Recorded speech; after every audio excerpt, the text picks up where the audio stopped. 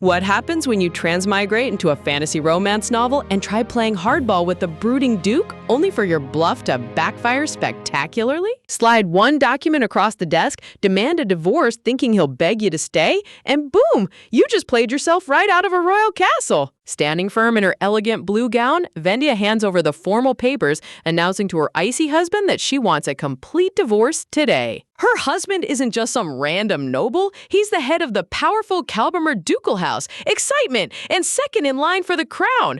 Mocking tone. Honestly, leaving a guy who looks like a top-tier webtoon male lead is a bold strategy, let me tell you. In her mind, this brooding, silver-haired prince is undoubtedly the male protagonist of this world. Well, at least she thinks so. She puts on this cold expression and claims she can't stand being together anymore. Yet inside, she doesn't actually intend to walk away from such a magnificent husband. Her whole scheme is simply to shake him up and force him to realize his buried feelings for her.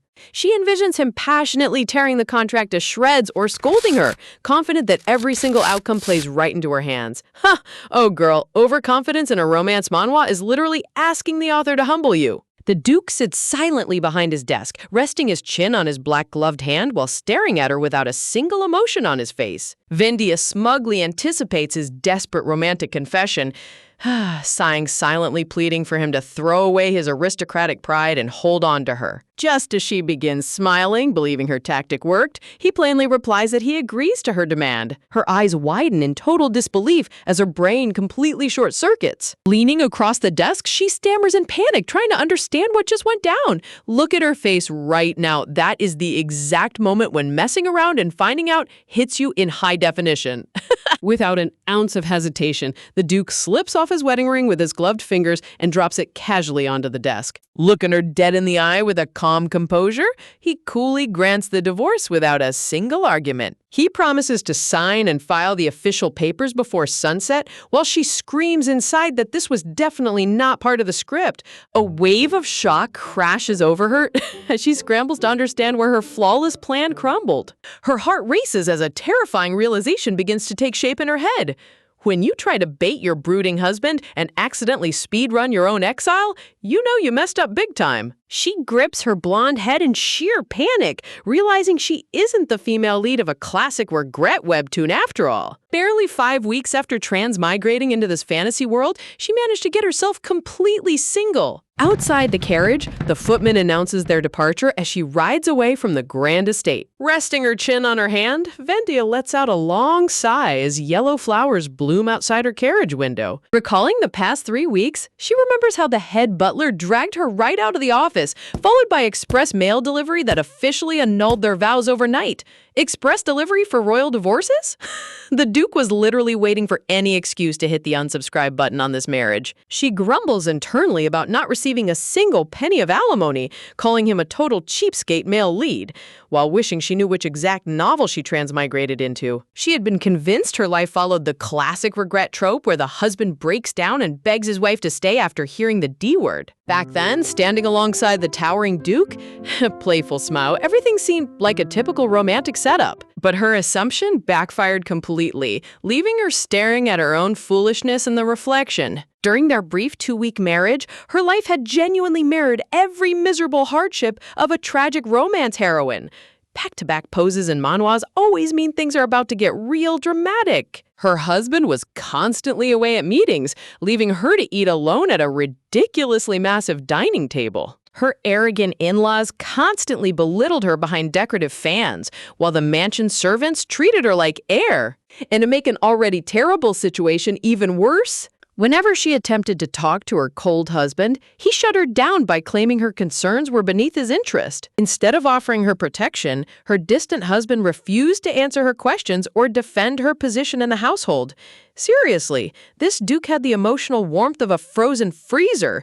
No wonder she wanted to hit him with a divorce ultimatum. Recalling those infuriating moments gives her a sudden migraine, making her clutch her forehead in frustration. She remembers proposing their arrangement in the past, offering to purely fill the role of Duchess for mutual benefit. She had saved him from an unwanted marriage to a princess, while saving herself from being sold off to an old marquis to pay her family's debts. Armed with memories of her past life, she assumed her strategic marriage was a guaranteed path to a happy ending. Suddenly, a strange detail pops into her head, making her stop mid-thought. She wonders if there was an unknown backstory or hidden side plot between the original characters that she completely missed. Ah, yes, the classic webtoon trope, where the protagonist realizes they didn't read the spin-off chapters. She quickly shakes off the thought, angry that none of it matters anymore now that she's officially homeless. The driver announces their arrival at the Rose estate, cutting her reflection short as the carriage stops. The moment she steps onto the estate grounds, an obnoxious voice screams at her, demanding to know how she dares show her face. She winces as the insulting yelling rings through the courtyard, already regretting returning to her maiden home. Standing in front of her is a chubby nobleman screaming that she should have clung to the royal family like a leech no matter what. Wow, look at this guy's face. He looks like a greedy cartoon villain who lost his meal ticket. This raging guy turns out to be Vendia's brother, who is practically hyperventilating over the news of her divorce, muttering that he's so angry he could explode. Before she can even react to her brother, rapid footsteps echo across the marble stairs as more family members rush outside. Storming down the stairs in a flashy red gown, her mother shrieks, blaming Vendia for failing to keep her marriage intact. Vendia mutters to herself that she hated coming back to this dump, praying her life isn't turning into a toxic family drama. She stops and glances around at her furiously dressed relatives, remembering that her family was supposed to be completely bankrupt. Looking closer at their extravagant silk dresses and sparkling gold jewelry, she narrows her eyes. If they were drowning in debt, how are they living in absolute luxury? Hold on. Don't tell me her trashy family was secretly embezzling the Duke's money behind her back this whole time? Screaming in sheer desperation, her mother clutches her head and wails about her husband's business collapsing all over again.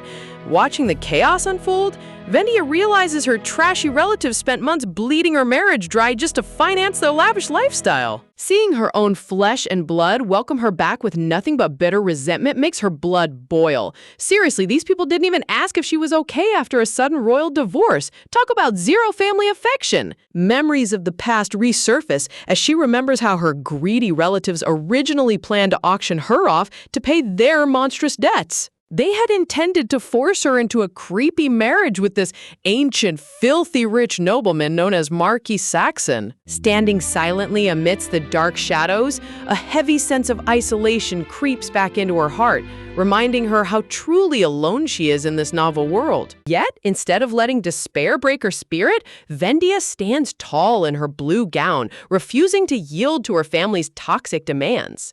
Her snobby brother sneers at her, barking that she must crawl back to the Duke and beg for forgiveness, but Vendia bluntly tells him that she refuses. Looking him dead in the eye, she reminds herself that she isn't the fragile, timid original Vendia of this universe anymore. She has absolutely zero intention of sitting quietly while these selfish monsters try to dictate her destiny. Staggering back in complete shock, her brother yells out in disbelief while holding their dramatic mother.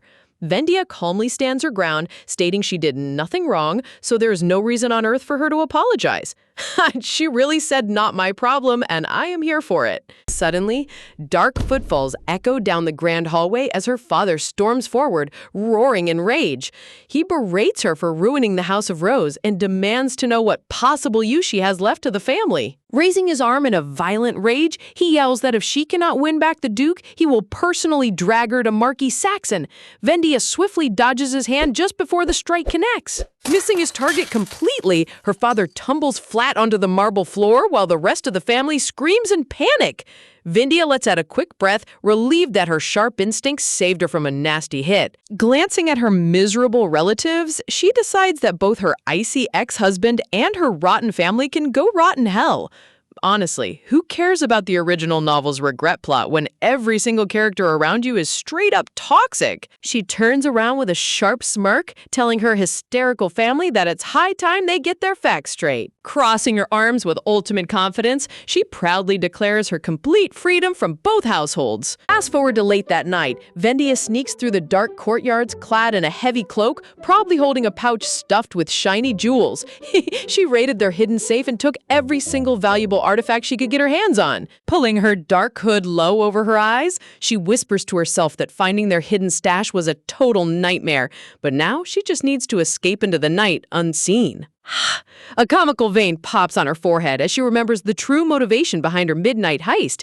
The real reason she's looting her own family mansion is because her cheap ex-husband gave her absolutely $0 in alimony. Flashback to their tense final conversation, where the silver-haired Duke calmly stated that since she requested the divorce without his fault, he wasn't paying a single penny. Standing stoically under the dim moonlight, he even threatened to take her to court if she dared to argue. Look at this top-tier webtoon prince threatening legal action over alimony.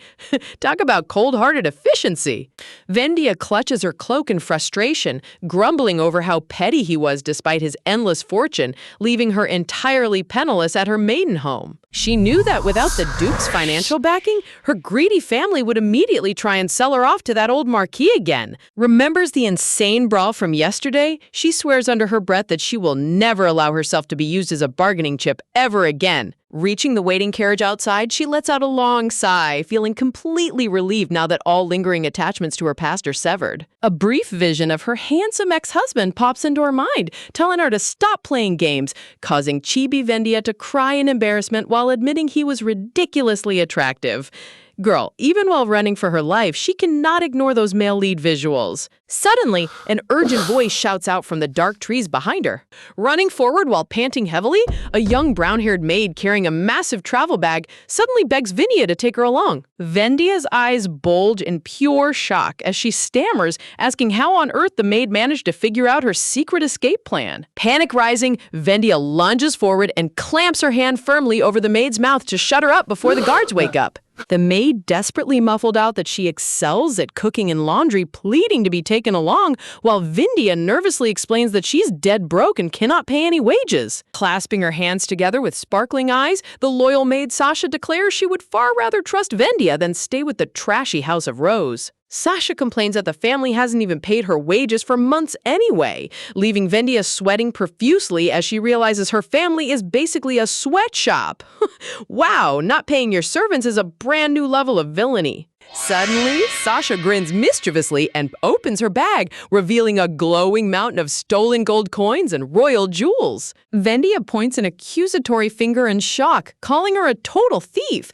Sasha proudly winks back, claiming she merely picked up the loot that Vendia dropped while raiding the madam's room. Tearing up dramatically, Sasha blackmails her by hinting she'll have to confess everything if left behind.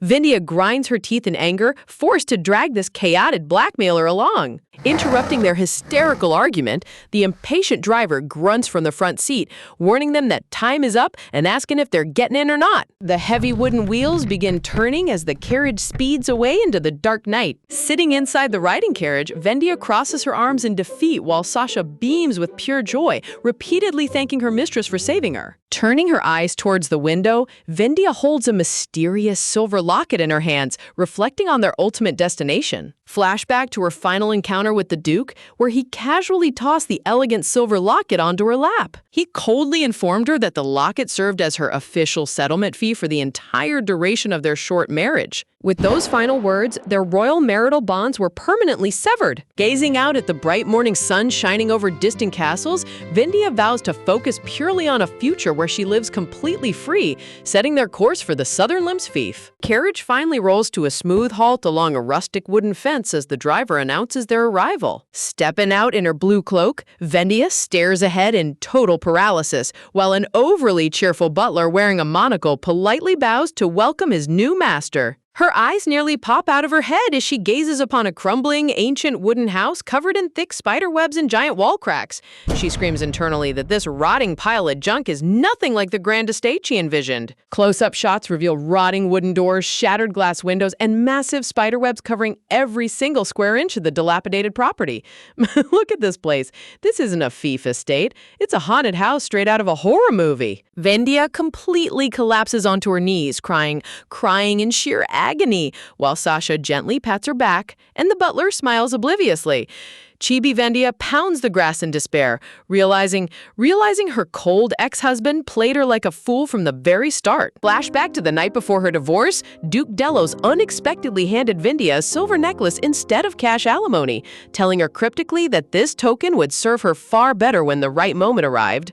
Back then, Vendia couldn't wrap her head around his cryptic words, but everything clicked the instant she returned to her family's mansion and opened the secret compartment inside the pendant. Tucked inside was a hidden identity token for an alias named Dia, alongside an official map pointing directly toward the southern limb's fief, allowing her to evade her rotten family search parties entirely. Staring in absolute dismay at the rotting, crumbling shack sitting before her, Vendia grinds her teeth. Seriously, did her icy ex-husband really dump an abandoned building that looks ready to collapse in a light breeze on her? The sleek broker smirks with a pen in hand, urging her to sign the ownership papers as Miss Dia. Cringes, but Vendia cringes and asks if she can just reject the property right here on the spot. The broker nonchalantly chuckles, explaining that legally she is already the registered owner and signing is a mere formality, though if she really hates it, she can always sell it off in 3 years. Vendia hesitates with the feather pen in her trembling hand, realizing that, as awful as this place looks, she literally has nowhere else to go right now. Just as she's about to sign, a deep, booming male voice snarls behind her, calling out that someone finally bothered to show up. Vendia turns around in confusion, wondering who on earth is yelling. A pair of tall, intimidating boots steps into view as Vendia briefly wonders if her ex-husband sent a servant to help clean up this mess. She looks up to find a ridiculously handsome man sporting fiery red hair, sharp intense eyes, and a broad chest. And yeah, he definitely doesn't look like a butler. Look at this visual overload. The manhwa universe really refuses to spawn an average-looking background character.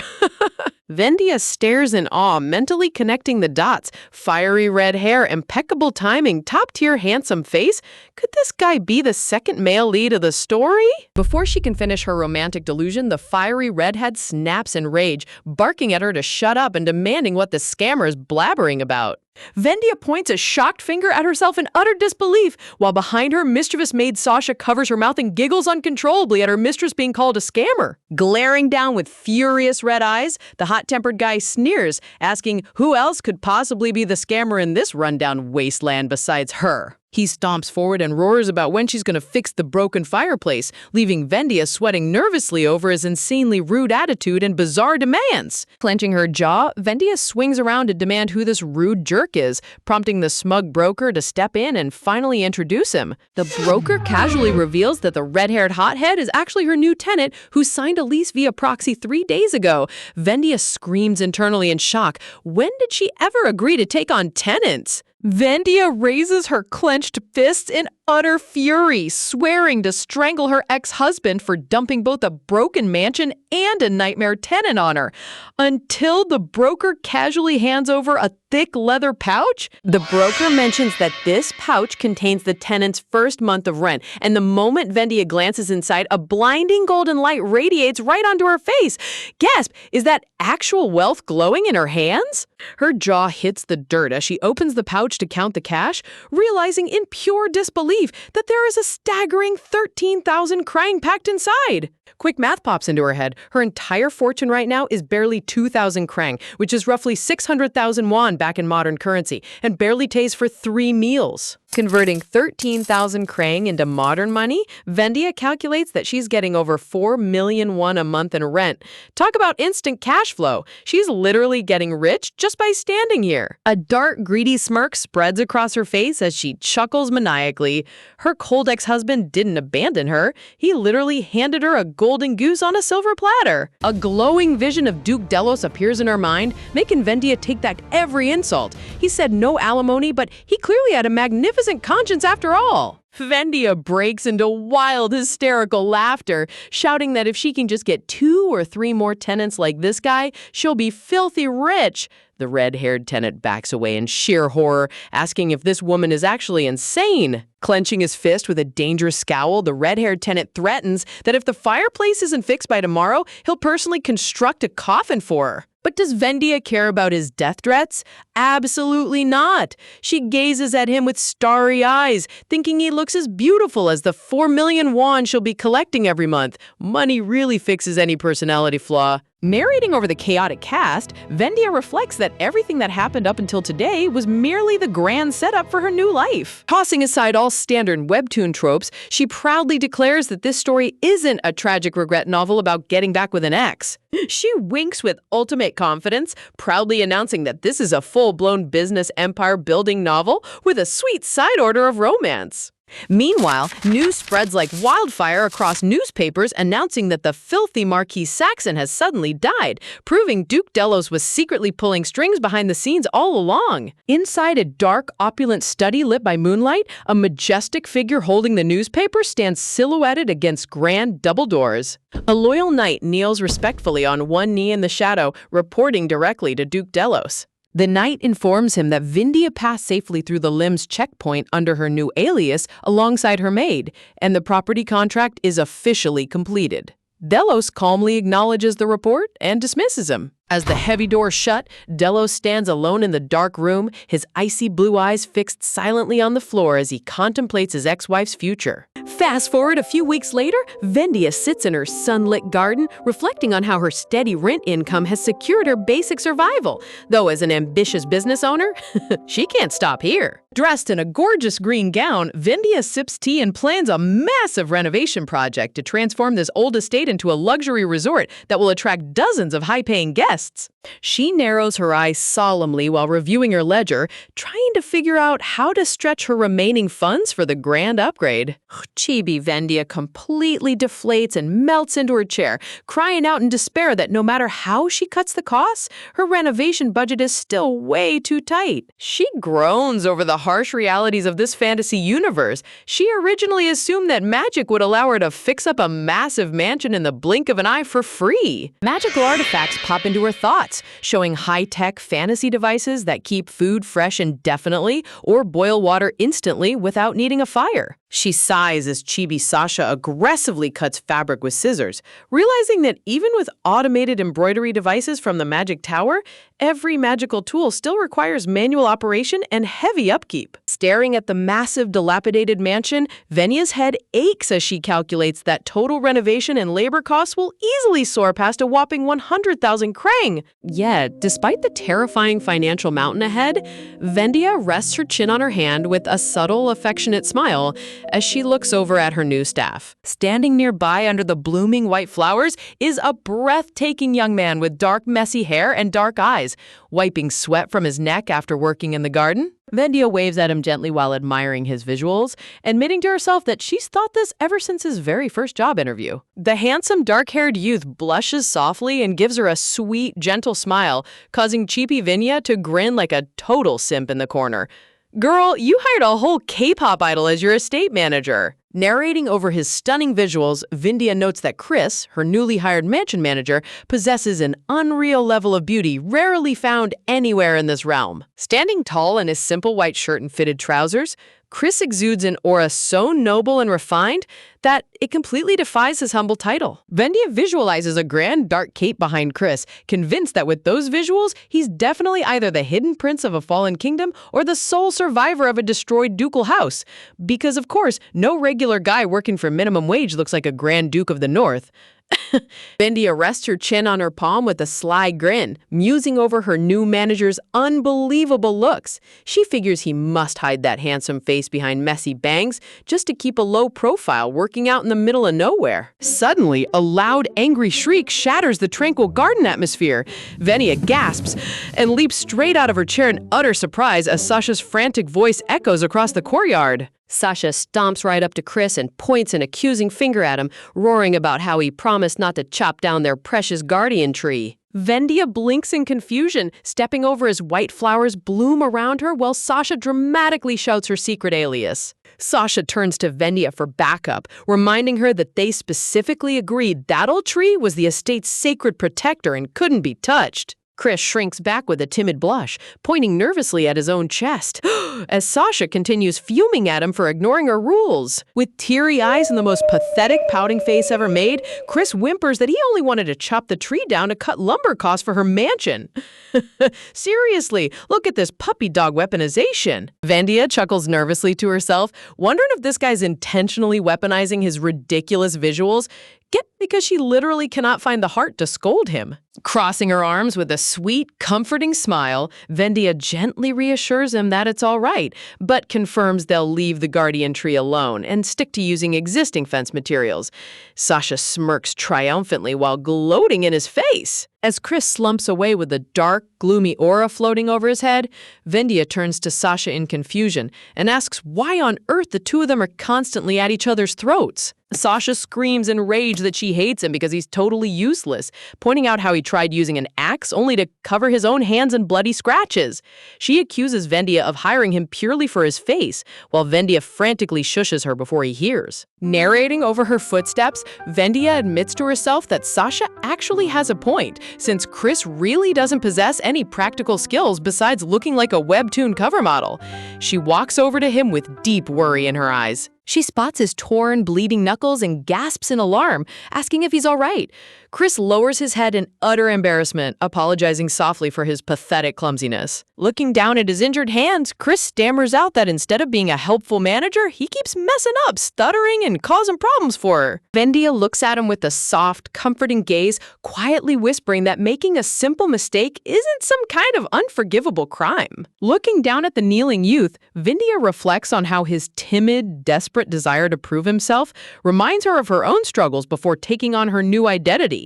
She gently speaks up, telling him that everyone lives like that. Chris freezes in awe, staring up at his stunning employer as sunlight filters through the trees, completely captivated by her overwhelming kindness. Vendia offers him a warm, radiant smile, asking if he understands what she means. Chris casts his eyes downward, his voice trembling as he mutters that even so, he makes far too many mistakes to be useful. Leaning in close, Chibi Vendia mischievously teases if he's messing up on purpose just to get her attention. Chibi Chris turns bright red and stammers in absolute panic that he would never do such a thing. Look at how easily she flusters this poor guy. Vendia chuckles, laughs softly, and takes his trembling hand in hers, gently telling him that it's fine, but first they need to take care of those bleeding scratches. Sasha's over here walking over with this heavy huff, reluctantly handing over a first aid medical kit while Vendia offers her a grateful smile. As Vendia begins dabbing medicine onto his cuts, Chris's face burns red as a beet as he stammers that he can fix himself up, but Vendia softly shushes him and tells him to hold still. She carefully wraps clean white cloth around his injured palm, displaying incredible delicacy and care for her handsome employee. Chris glances at her through his messy bangs, his heart thumping wildly against his chest as he realizes just how truly incredible his new mistress is. But then we cut to the final result and, oh man, check out this absolute monstrosity. Vendia literally wrapped his hand into a gigantic, bulbous white boxing glove. Sasha stands there completely speechless with her jaw on the floor. Looking down at the massive white club on his arm, Sasha deadpans that she honestly thought her mistress actually knew what she was doing. Talk about a complete medical failure. Ignoring her terrible bandaging skills, Vendia glows like a heavenly angel in the afternoon sun, happily narrating that in this new place, only joy and endless prosperity await her future. Suddenly, her bright dream violently shatters into a million jagged pieces. Meanwhile, back in the gloomy capital, Vendia's corrupt, abusive father violently slams his fist onto his desk in absolute fury, screaming at his men for failing to capture a single weak girl. The terrified knight bows on one knee, apologizing profusely, while explaining that Vendia erased her tracks flawlessly. Scoffs. Behind him, her slimy, arrogant brother fumes in anger, begging their father not to let this embarrassment slide. The ruthless patriarch snarls for silence, his eyes completely buried in dark shadows as he growls over how his ungrateful daughter dared to humiliate his family's pride. His face twists into a terrifying sneer as he vows to permanently eliminate her once and for all. Deep inside a pitch-black forest, a dangerous, hooded assassin with glowing green eyes smirks in the shadows. The patriarch orders his men to contact this lethal hitman and put a massive 20,000 krang bounty on Vendia Rose's head. Fast forward to the vibrant territory of Hayden. Narrating over the grand architecture, Vendia explains that this bustling southern district is the premier commercial hub called The Line, though Limsfief itself remains a quiet rural countryside. Dressed in a breathtaking blue cape and ribbon, Vendia sighs softly, noting that she had to travel all the way to Hedden just to buy proper renovation supplies for her mansion. A magnificent white goddess statue stands proudly at the center of the shopping district, dividing the grand commercial area into three distinct sectors: first line to the east, second to the north, and third to the west. Shielding her eyes from the bright afternoon sun, Vendia notes that even though Hayden hasn't even been developed for a full year yet, the first line is already packed shoulder to shoulder with wealthy shoppers. Glancing up at an official promotional billboard reading Hedden the First, Vendia tilts her head in curiosity, feeling like that commercial name sounds strangely familiar from somewhere. She scans the bustling horizon, trying to place where on earth she's heard that name before. Suddenly, high-pitched squeals and excited shrieks ring out across the plaza. Vendia turns around in shock, wondering on earth is causing such an insane commotion. Sasha grabs Vendia's wrist in wild excitement, pointing toward a massive crowd gathering near the center square and shouting that something big must be going down. Sasha forcefully drags her mistress through the cobblestone street, giggling that a famous celebrity might be visiting, while Vendia sweat drops with an ominous gut feeling. Dozens of swooning village women press against each other with blushing cheeks and hard eyes, screaming at the top of their lungs for the mysterious handsome man to look their way. Vendia and Sasha finally push through the crowd, only to freeze in complete disbelief at the spectacle unfolding right in front of them. It's Chris! The entire female population of Hayden has completely surrounded him like an idol group. Vendia stares in utter shock, wondering when her timid manager managed to form an entire fan club before shouting for him to hurry up so they can leave. Chris turns around in surprise, relief washing over his face as he cries out for his mistress, causing every single angry woman in the crowd to instantly snap their necks and glare daggers directly at Vendia. Vendia breaks out into a cold sweat under the terrifying venom-filled stares of 30 jealous fangirls. She mentally screams in pure agony, cursing him for using the word mistress in public. Talk about an accidental target on her back. Chris trots over to her like an overeager golden retriever with imaginary dog ears, sweet-talking her about finishing her shopping, while Vendia teases him for being such a legendary playboy. Chris hides his blushing face behind his bandage-wrapped hand, whimpering in genuine embarrassment as he begs her not to tease someone as ugly as him. Bro, if you are ugly, then 99% of humanity needs to go hide in a cave. Vendia sweat drops in utter disbelief, wondering what kind of absurd nonsense her cute manager is spouting right now. Chris leans in dangerously close, a soft blush dusting his cheeks as he stammers out if her heavy shopping basket is too much for her to carry. Before she can even answer, he swoops in to take the heavy load, while Vendia instantly dumps all her heavy shopping bags onto him without missing a beat. Talk about taking full advantage of chivalry. With imaginary dog ears flopping and a tail wagging away, Chris beamingly promises to carry everything so they can escape the crowd, while Sasha fumes in the background about him taking her bags too. Suddenly, a brutal fistfight erupts right behind them in the middle of the cobblestone street. Vendia turns around in shock as a handsome guy gets slammed across the jaw. Vendia blinks in utter shock as her eyes widen, instantly recognizing the fiery red hair of the guy involved in the brawl. It's Ron. Her ridiculously wealthy and arrogant tenant from the mansion is getting his face beaten right out in broad daylight. Seriously, look at how the artist still draws him like a romance cover model, even with a massive bruise on his cheek.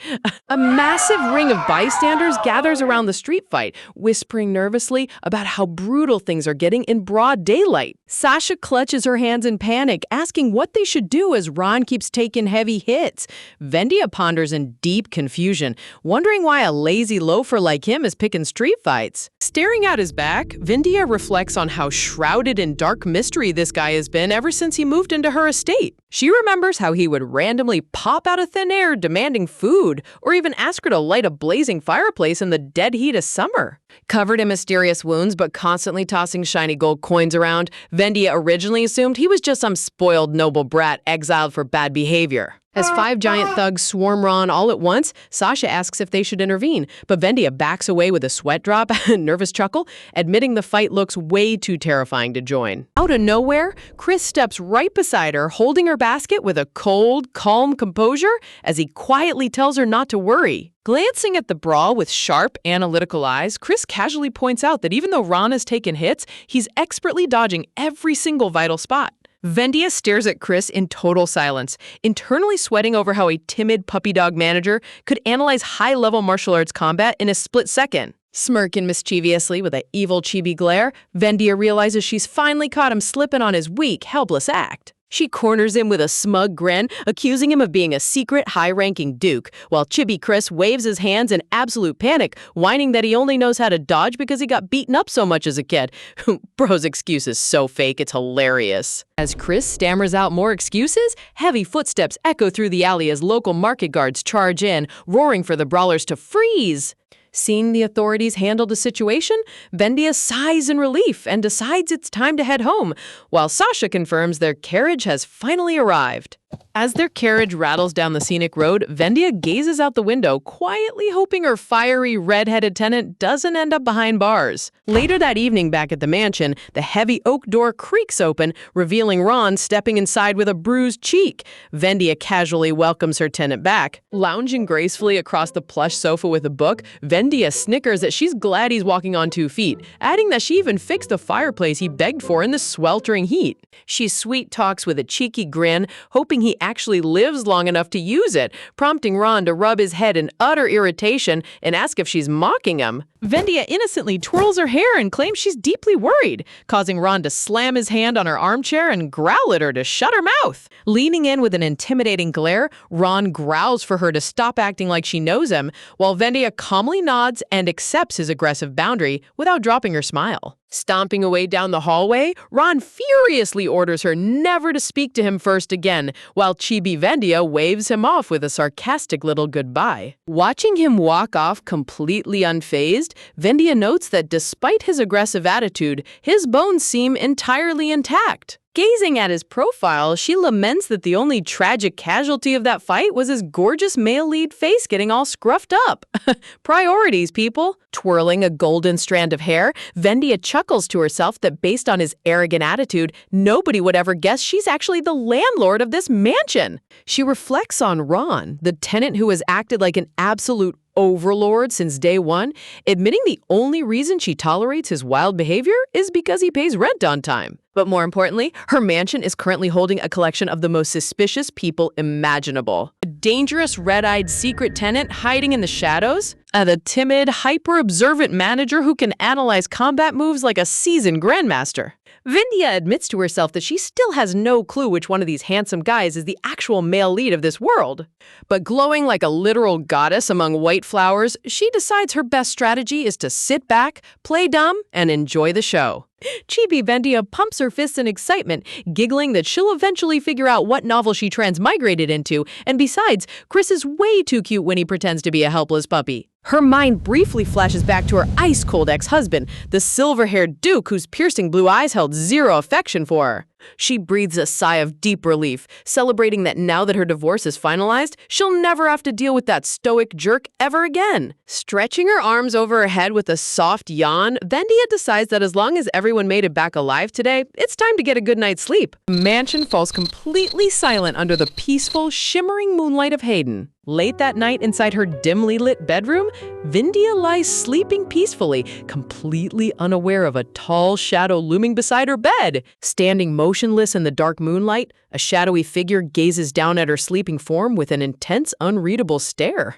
Sunlight-like radiance glows around Vendia's angelic sleeping face as she slumbers peacefully in the silence of the night. Slowly extending his bandage-wrapped hand, the intruder gently reaches toward her cheek in the darkness. It's Chris! His cheeks flush bright red under the dark moonlight as he gazes at her with total devotion, softly whispering her title. Surrounded by a magical blue aura, Chris stands over her bed like a moonlight guardian, murmuring her name over and over again. Vendia's long eyelashes flutter open as she groans softly, stirring awake from her deep sleep. Sitting up in bed with wide, shimmering blue eyes, Vendia blinks in confusion, wondering what on earth that rustling sound was. She snaps her head around, only to find Chris kneeling right beside her mattress.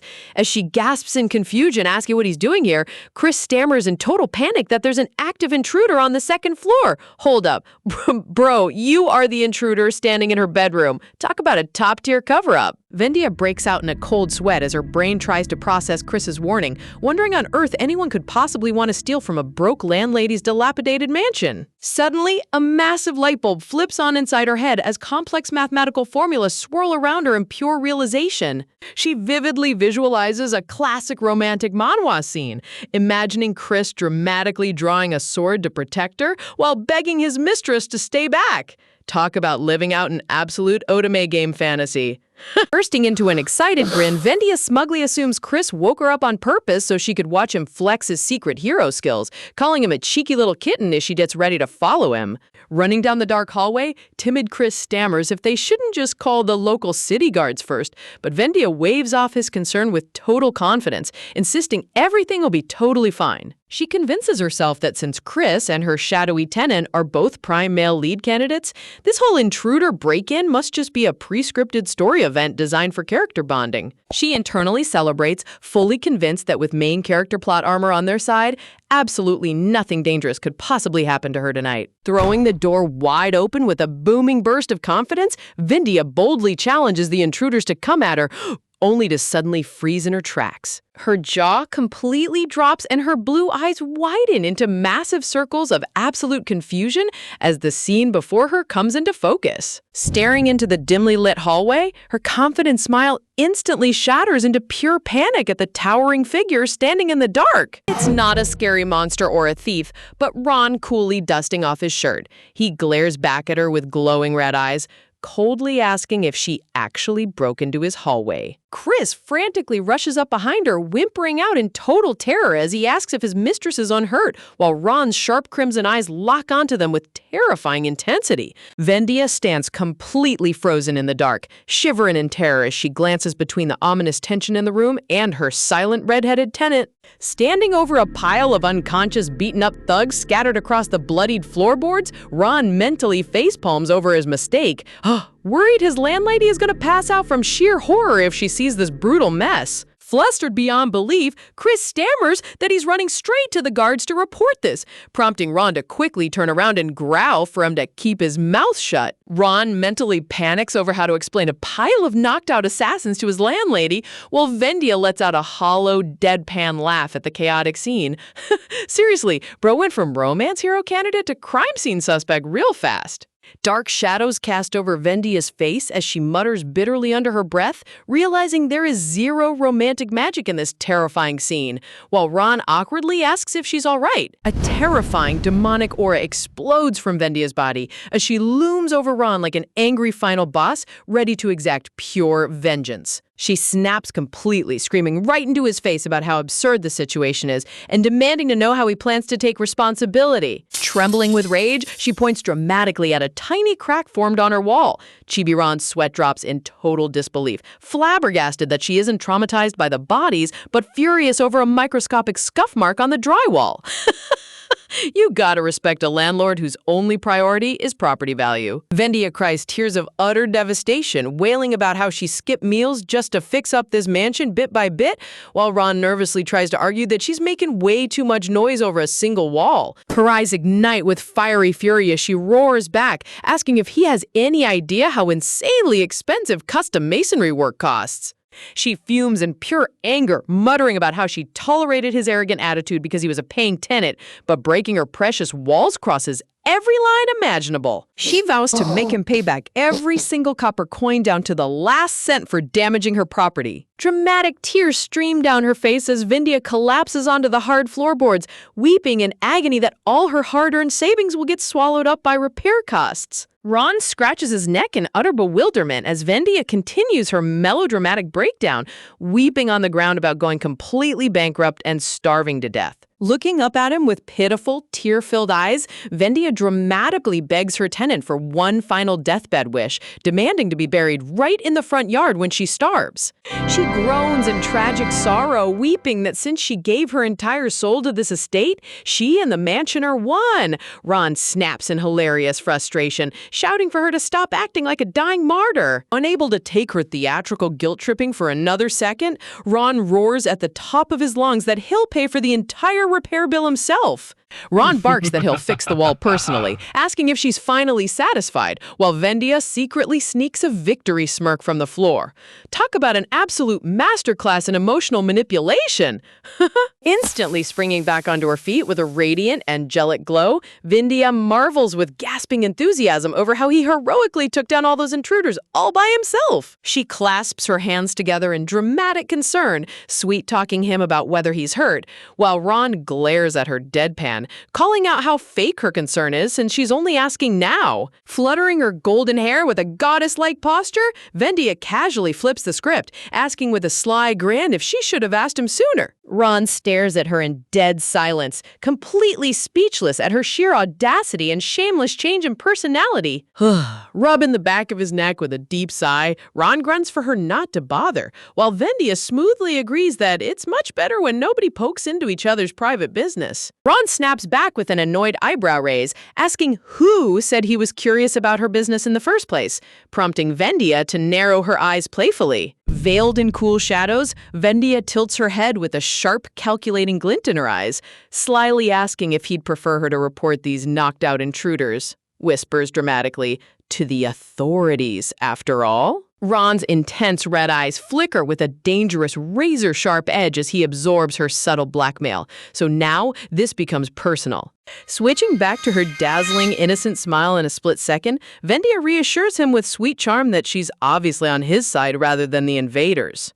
She cheeky adds that her loyalty definitely isn't just because he promised to pay for the broken wall, while Ron promises to have the problem handled by tomorrow morning. Placing his large hands on her shoulders, Ron firmly instructs her to grab some firewood and go straight back to sleep, while Chibi Chris whimpers in the background about running off to report the crime. Vendia pauses, staring down at the shadowy figures on the floor, as she solemnly points out that as the landlady, she has a duty to keep her guests safe from unexpected dangers. Looking her straight in the eyes with absolute seriousness, Ron coldly vows that an incident like this will never happen again. Smiling like a blooming rose, Vendia bids him a peaceful goodnight as she turns to return to her bed. Left alone in the quiet hallway, Ron scratches his messy red hair with a frustrated sigh, exhausted by his landlord's unpredictable antics. True to his word, the troublesome tenant manages to repair the cracked wall so flawlessly that the patch job looks practically brand new by the very next day. Chibi Vendia stares at the gleaming, hyper-polished section of the wall, sweat dropping in comedic disappointment that he literally only fixed that single isolated spot.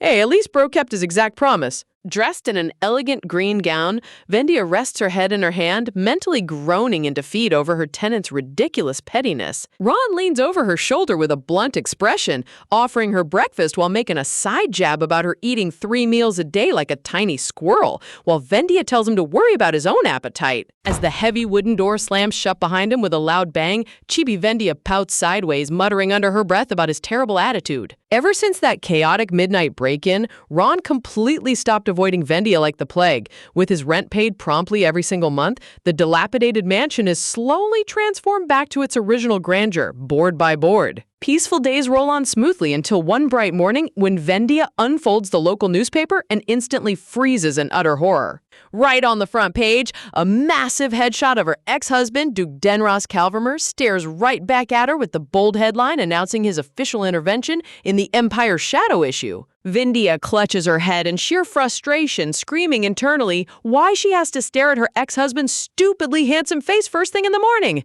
They are officially divorced, and this isn't some trashy regret novel. Seriously, nothing ruins your morning coffee quite like seeing your ex plastered across national news. She takes a deep breath and forces herself to calm down, reminding herself that Duke Denrose has absolutely nothing to do with her new life as Vendia anymore.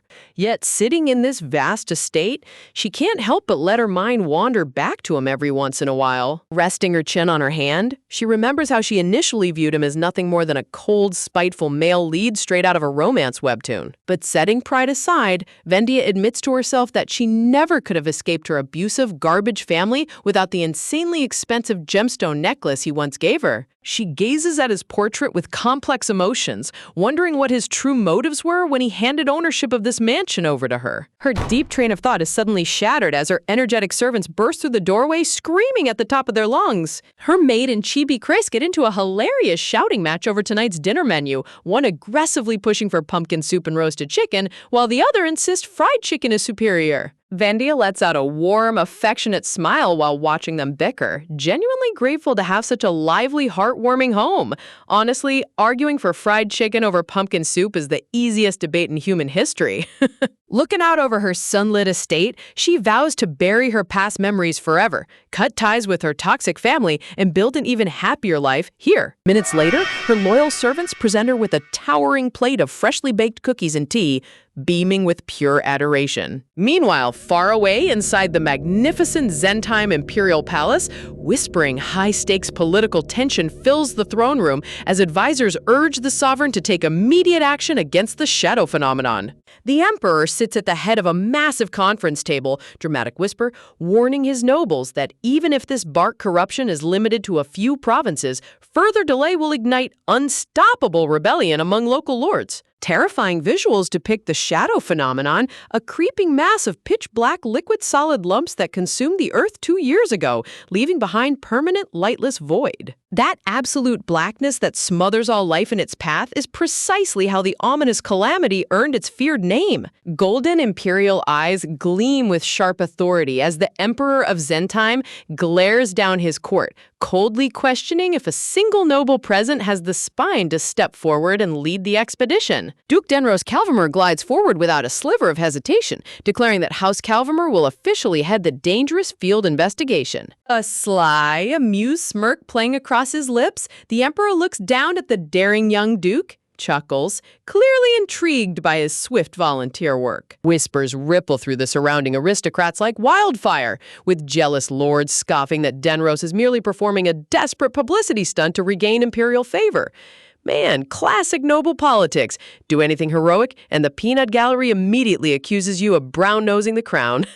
Unfazed by the petty gossip, Denros stands tall and unyielding. Dramatic music rises dramatically as the Emperor publicly offers his official blessings for the mission. Within hours, news of Duke Calvamer spearheading the shadow investigation spreads to every corner of the empire like wildflame, drawing massive public acclaim. The Emperor goes as far as publicly praising Denros's noble sacrifice, dropping massive hints that he is now the top candidate to remarry the imperial princess. Back at the Calvamer ducal mansion, Denros' manipulative stepmother glides into his private study, questioning why on earth he took on such a suicidal assignment. She dramatically waves her ornate lace fan, sneering at how sly the Emperor is, while trying to coax her stepson into following her grand political agenda. Looking at his cold reflection in the mirror, she casually dismisses his previous scandal with House Rose as a minor mistake, urging him to strike while the iron is hot now that he holds the Emperor's trust. She aggressively presses him to marry the princess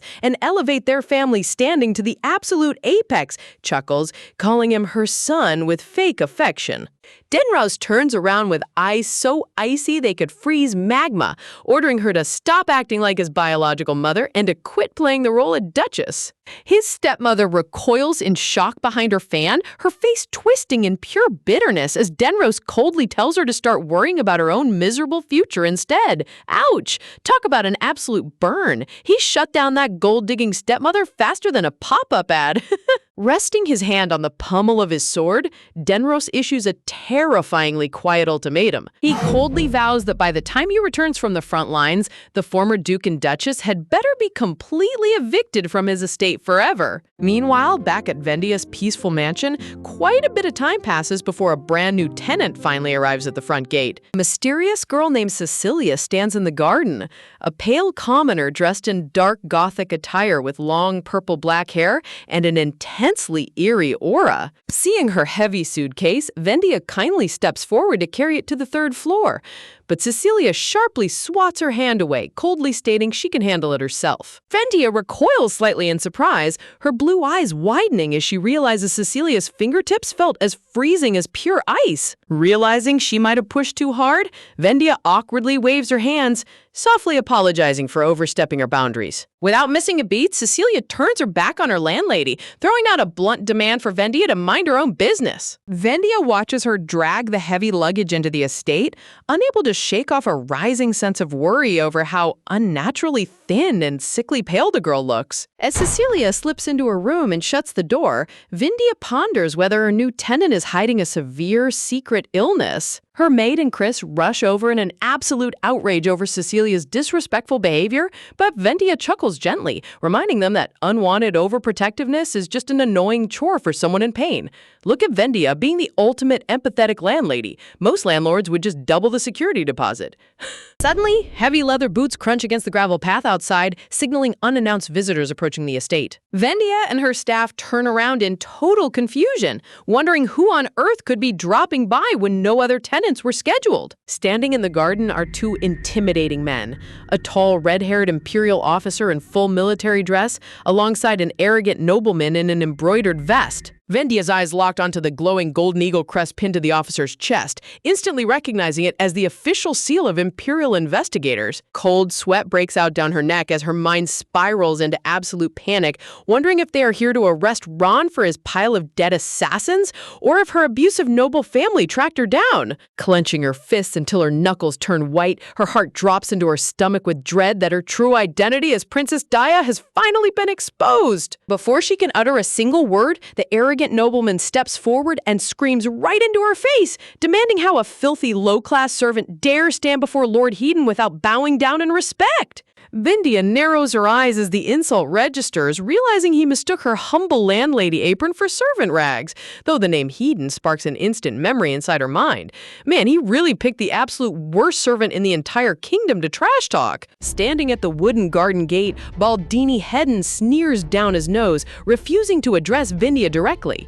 "I have nothing to say to a lowly servant. Bring me your master," he barks arrogantly, while Vendia simply tilts her head and asks what brought him to her estate in the first place. With a cool, unfazed smile, Vendia stares him down, repeating her question with deadly calm. Baldini clicks his tongue in annoyance, scoffing that she's impossible before demanding she deliver a message to her master. He puffs out his chest, bragging that Baldini Hedon has come to buy this estate, only for Vendia to instantly shut him down. "It's not for sale," she responds without a single second of hesitation. Man, you gotta love how quickly she popped his swollen noble ego. Baldini screams in frustration, demanding why a mere servant dares answer back. Deep inside, Chibi Vendia is crying waterfall tears over imperial property laws, muttering under her breath that if she were legally allowed to sell this money pit, she would have flipped it years ago. Framing herself against a dramatic backdrop of blooming blue roses, Vendia lowers her hands and drops the ultimate bombshell. First, I am the owner of this mansion. Second, I'm not selling. Baldini burst into a slimy laugh, sneering that a commoner girl could never own such an estate. He crudely accuses her of using her pretty face to seduce some foolish rich man into buying it for her. Her maid gasps in fury and moves to attack, but Vendia calmly holds out her arm to stop her. She assures her staff she's fine. After surviving a violent brother and a beastly father back in her past life, a petty noble's insult is absolute child's play. Talk about top-tier mental toughness. Deciding to play along with his arrogance, Vendia acts shallow, asking how much money he's willing to offer. Baldini scoffs at her greed, boasting that he will pay well above market price. Vendia flashes a brilliant predatory smirk, coolly calculating the market rate plus relocating expenses for all her tenants. "Would 1 billion krang be enough?" she asks with complete composure. Baldini's eyes practically pop out of his skull. 1 billion krang, he shrieks, veins bulging on his neck as he screams that she has completely lost her mind. Vendia waves her hand casually, playfully taking back her offer. "Actually, never mind. Your face is so unpleasant that I just can't bring myself to sell it." Behind her, Chris and her maid burst into muffled snickers. Honestly, that face insult damage was purely critical. Enraged, Baldini takes an aggressive step forward, shouting how dare she cross the mighty house of Marcus Henn.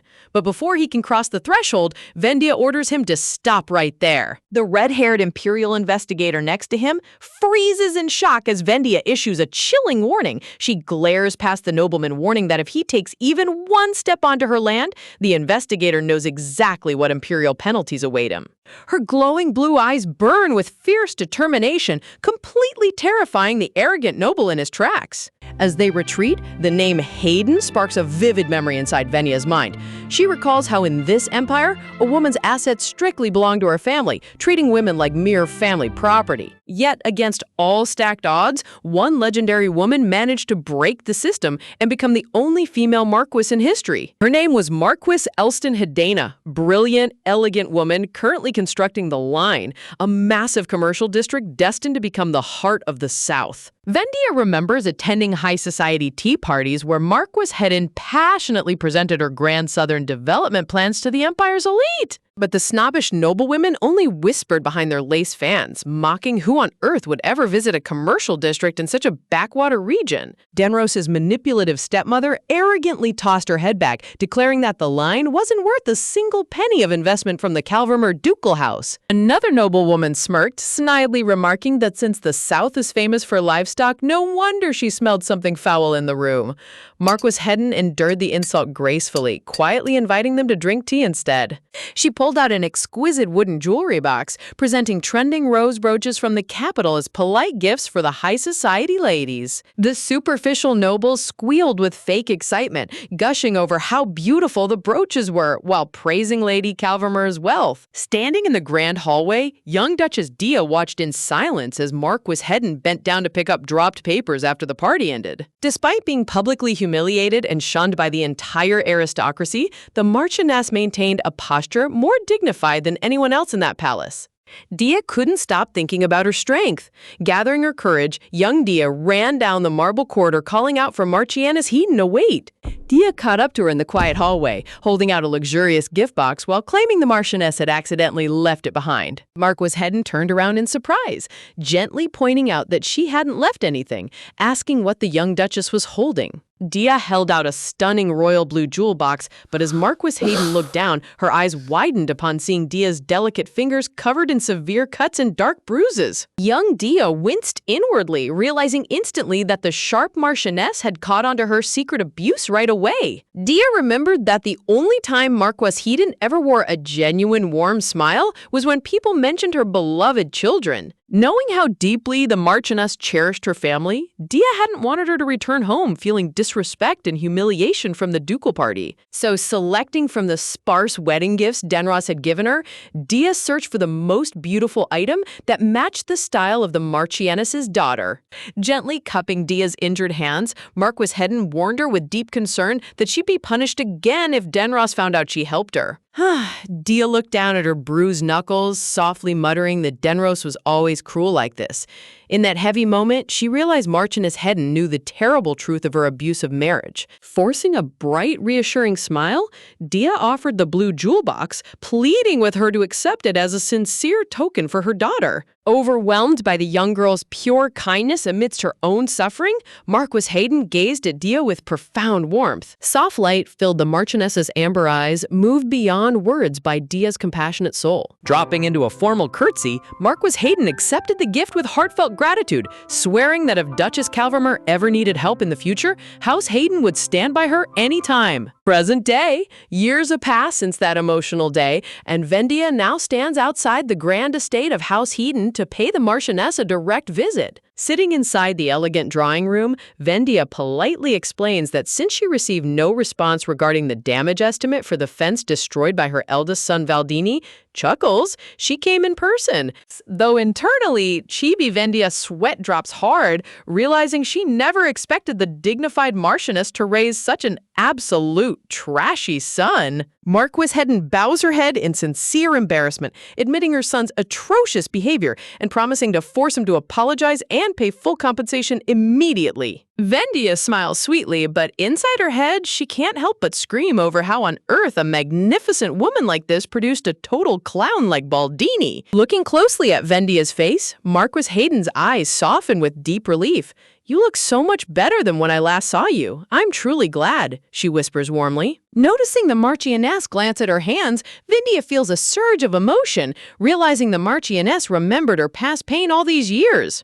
Remembering how Ron and Chris were hard at work back at her lively estate, Marquis Hedden gently asks if she's going by the name Dia now. Vendia awkwardly scratches her cheek with a self-deprecating laugh, admitting that running an estate and managing rowdy tenants comes with quite a few difficulties. Marquis Hedden offers a tender smile, observing how bright and full of life Vendia's eyes look now compared to the broken, terrified girl trapped in the ducal mansion. Reaching out, Marquis Hedden reassures her that House Hedden will back her with full political power, promising to protect her secret identity at all costs. Vendia gasps in surprise, utterly moved by her unwavering loyalty. Sincere support from a true noble ally, Marquis Hedden smiles with profound warmth, telling Vendia to consider her help as repayment for the brooch long ago, while congratulating her on starting a fresh, independent life. Her heartfelt blessing hits Vendia right in the chest, leaving her standing in complete awe under the gentle breeze. In her past life as Duchess Calvermer,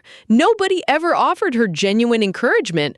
All she ever heard were bitter whispers and spiteful snickers over her divorce. So hearing someone sincerely wish her happiness and success for the very first time brings an overwhelming wave of comfort to her weary heart. Walking along the sunlit garden path, Vendia brushes back her hair with a soft, peaceful smile, reflecting on the bright journey ahead. Yet a practical thought crosses her mind. Her current mansion was originally gifted by Denrose, meaning if she wants a truly clean break, she needs to accomplish something entirely built on her own merit. Tapping her chin thoughtfully, she ponders what kind of business to start. Maybe opening a charming little bakery on the third line commercial district? Man, imagining our brilliant strategist running a cozy dessert shop is surprisingly hilarious. Changing her plan, she decides the prime real estate on the first line would bring far more foot traffic. But before she can finish her thought, her foot stumbles right onto a body sprawled across the stone floor. A corpse? Vendia shrieks, taking a wild leap backward, only for a voice nearby to casually clarify that the guy isn't dead at all. Turning around in bewilderment, she locks eyes with a hooded figure who suddenly gasps, recognizing her former title as Duchess Kelvermer. As the figure pulls back her dark cloak, a glowing blue rose brooch catches the light, instantly sparkling in Vendia's vision. It's a young woman with bright green eyes, grinning in utter delight at the unbelievable coincidence of meeting her right here. Chibi Vendia blinks in confusion, realizing that glowing accessory is the exact same brooch she gave Marchioness Hedden years ago. Turns out, this fiery girl is Ulysses Hedden, the second child of House Hedden, currently locked in a fierce battle for succession against her trashy older brother Valdini and younger brother Ryan. Each sibling was assigned a specific sector of the line to manage, judged strictly on sales growth rather than total profit. A fair test, except the despicable Valdini tried to sabotage Ulysses and steal her only profitable shop. Talk about a total scumbag move. Ulysses fumes with fury, gripping her chin while calling her arrogant brother a delusion-filled tyrant, acting like he already owns the title.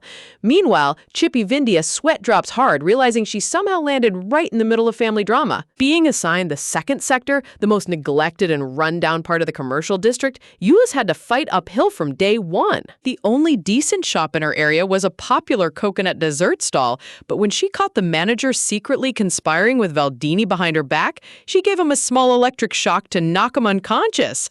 You gotta admire her direct approach to employee discipline. Gazing at Vendia with sparkling, adoration-filled eyes, Ulysses confesses that her mother always praised the kind lady who gave her the rose brooch, making her feel instantly close to Vendia. Chibi Vendia lets out an awkward giggle with a heavy sweat drop, finally understanding why this girl treats her like a long-lost sister. Dropping down into an adorable, sulking posture on the floor, Ulysses whimpers that she desperately wants to become a capable Marchioness like her mother, but worries she lacks the business talent to pull it off. Vendia stares at the shadowed memory of Valdini, calculating the cold reality. If that arrogant fool inherits the estate, House Hedden will be completely bankrupt within 2 short years. Remembering Martian S. Hedon's warm, protective promise to always back her up, Vandia feels a sudden surge of fierce resolve. She gazes down at her own hands, softly murmuring under her breath that she refuses to stand by and watch such a noble, caring family meet a tragic downfall. Standing tall with unyielding grace and golden hair flowing in the light, Vendia decides it's time to unleash her inner mastermind. Looking down at the sitting girl, Vendia coolly informs Ulysses that there is a massive blind structural loop in the succession competition. Like, just because his father was cruel doesn't mean his siblings would all do things the same way, including having to eliminate everyone else. She knows that just by having that thought and wanting to preserve Ulysses, she's already created a massive advantage for herself. Not only that, but if Ulysses helps her, then Vendia also gets control of her backing and can even use Ulysses as a decoy if needed. She raises a finger with a sly, confident smirk, asking if Ulysses wants to learn the secret key to total victory. Honestly, watching Vendia shift into master strategist mode is an absolute masterpiece. After agreeing to meet Ulysses later to lay out the grand plan, Vendia heads out to her quiet garden late at night, only to freeze dead in her tracks. Wearing her silky nightgown, she blinks in utter confusion at the bizarre high-tension gathering taking place right outside her mansion door. Standing in the dark shadows is her maid Sasha holding a mangled metal frying pan, Chris looking alert, and Ron standing shirtless under an open robe displaying full chiseled abs. Talk about an unexpected late-night fashion show. Vendia's eyes immediately lock onto the frying pan in Sasha's hand, completely stunned by how severely bent and deformed the solid metal object is. Newbie Sasha panics, tearfully calling out her name while Vendia sweats hard, trying to figure out what kind of wild battle just went down in her peaceful courtyard. Lying helpless on the grass is a bound intruder, tied up like a tightly wrapped parcel with a thick cloth gag stuffed inside his mouth. Vendia taps her neck, analyzing the situation with sharp focus. She originally stepped out to grab the laundry, only to find the shadowy guy rushing the estate, but judging by his sloppy skills, he definitely isn't a high-grade assassin from her ex-husband. Staring over at her red-haired Imperial investigator, a silly thought pops into her head. Could this break-in be linked to her mystery-filled tenant, or is her life finally turning into a dramatic romance fantasy novel? Ron draws his gleaming sword, holding the sharp blade right at the intruder's throat, while Chris guards behind with a sturdy broomstick. Sensing her gaze, Ron crosses his arms in complete annoyance, harshly declaring that he has zero connection to this pathetic amateur. With a straight face, Chibi Roan reveals the absolute humiliation. This supposedly dangerous intruder was instantly knocked out by a single swing of a frying pan. Chibi Vendia's mouth drops in total disbelief. Sasha clutches the dented metal pan to her chest, sobbing that her favorite cooking tool is totally ruined. Wait. Hold on a second. Does that mean sweet, gentle Sasha personally folded this guy's skull with kitchenware? A grand fantasy vision sweeps across Vendia's mind, imagining Sasha dressed in full, glorious knight armor as her secret lethal weapon. Honestly, chuckling, never underestimate a dedicated maid with heavy cookware. Remembering the bound intruder squirming aggressively on the grass like a trapped caterpillar, Vendia finally snaps back to reality. Stepping forward calmly, she rips the gag right off his mouth. Gah! Gasping, the intruder gasps, catching his breath frantically. The captured guy screams in outrage, arrogantly boasting that he's the future deputy leader of the famous White Guild.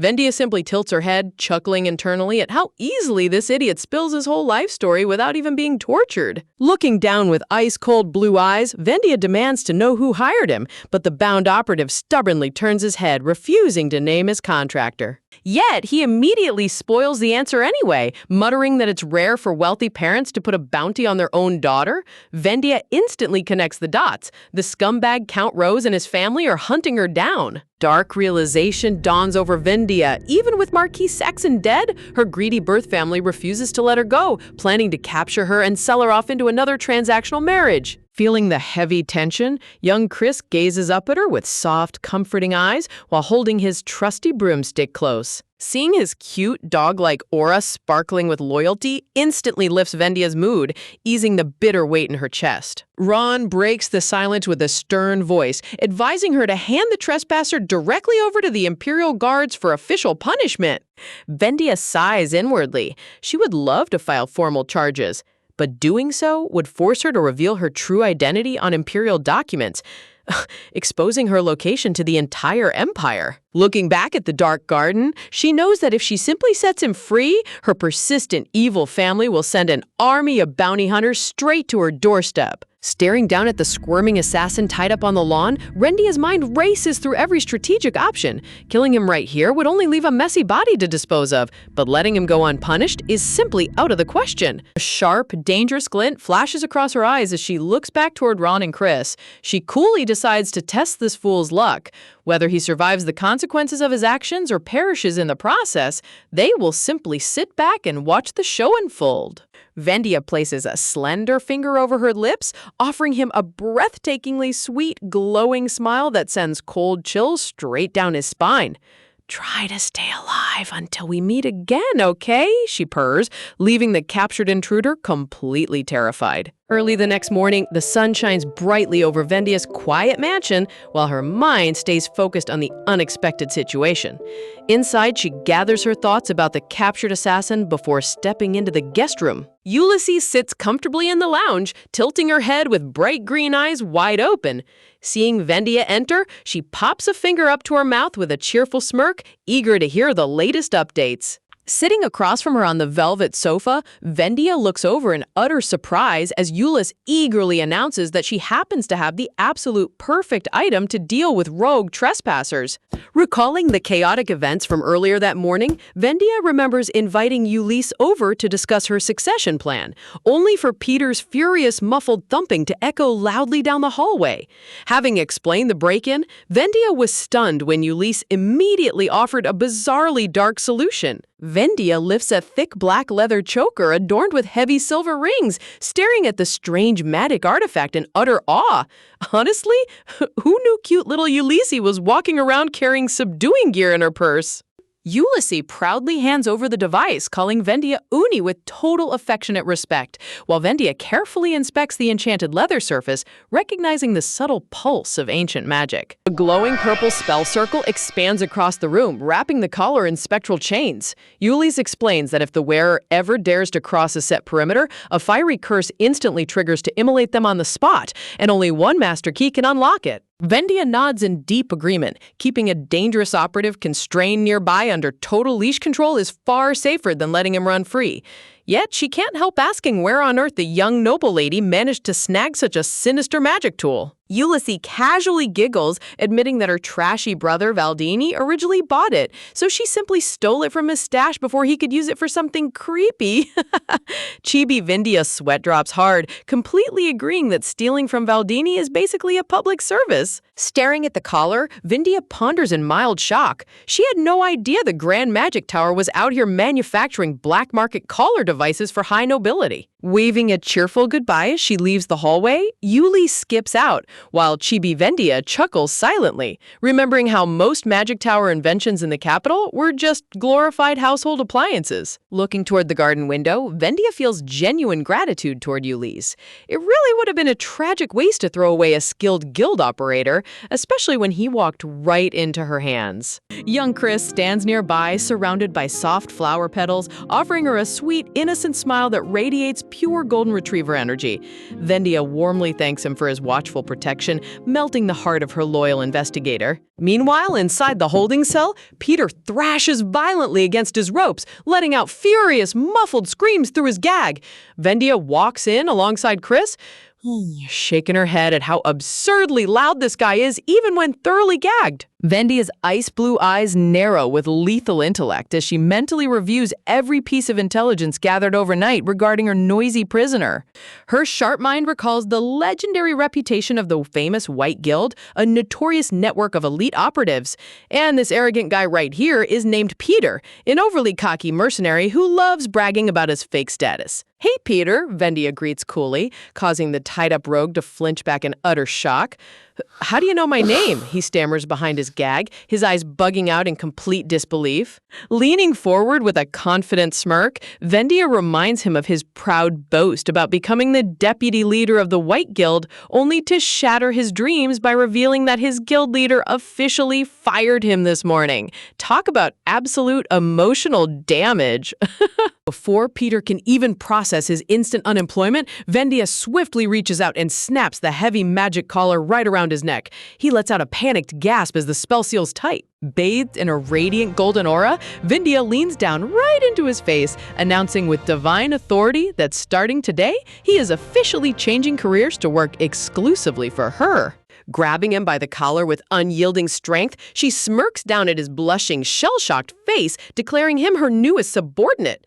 Breathless, Peter's brain completely short-circuits as he panics internally over what kind of wild boss he just stumbled into. Shortly after finishing her negotiations with her new servant, Vendia pours a steaming cup of tea back in the parlor, sweetly thanking Ulysses for waiting patiently. Glowing with warm elegance, Vendia smiles softly, expressing how grateful she is that Ulysses' magic collar helped her secure such a capable, bound subordinate. In a hilarious chibi recap, Ulysses cheerfully tosses the whimpering Peter straight over to Sasha. Sweet maid Sasha drags the struggling assassin away for brutal mandatory employee orientation. Seriously, never mess with housemaids in a manhwa. Ulysses waves her hand dismissively, laughing that it was no trouble at all since she was wondering how to put that collar to use anyway, while Vendia inwardly appreciates her unwavering generosity. Setting her teacup down, Vendia's expression shifts into full master strategist mode as she asks Ulysses if she's ready to lay out the grand blueprint to revive the second sector. Under the pale moonlight over House Hedden's grand estate, the silhouettes of the three warring siblings stand tall. Vendia confirms the core rule of the succession war. Victory is measured strictly by sales growth percentage, not raw profit totals. A sharp golden light glints in Vendia's eyes as she points out the hidden loophole. Because the second sector currently has pitifully low sales, taking control of it is actually the ultimate competitive advantage. She breaks down the basic math for Ulysses. The first sector grows from 80 to 100, that's only a minor bump. But if the second sector jumps from 10 to 100, that's a massive tenfold increase.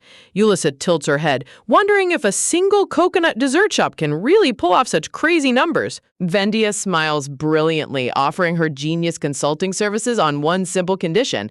In exchange for guaranteed victory, she demands a modest 5% cut of the second sector's monthly profits. Honestly, our girl is an absolute business mogul. Ulysses' eyes sparkle with pure joy and admiration. Realizing Vendia is offering to rescue her from the brink of total failure, she enthusiastically accepts without a single second of hesitation. Ulysses pumps her fist in the air, excitedly promising to add a massive bonus on top if they win.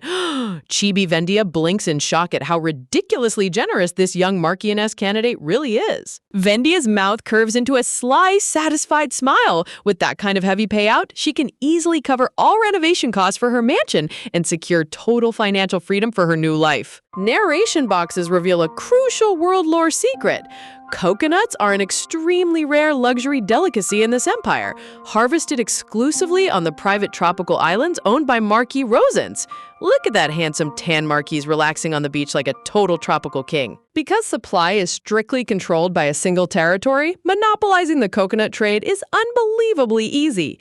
Chibi Marquis Rosens happily slurps his coconut drink through a straw, while rival merchants weep in envy. A detailed map of the empire shows only 3 official coconut dessert shops exist in the entire nation, and one of those prized locations just so happens to be situated right in Ulysses' second sector. Curious about her political connections, Vendia asks how Ulysses managed to convince the notoriously stubborn Marquis Rosens to open a branch in her district, only for Ulysses to casually reveal that she's best friends with the Marquis' daughter.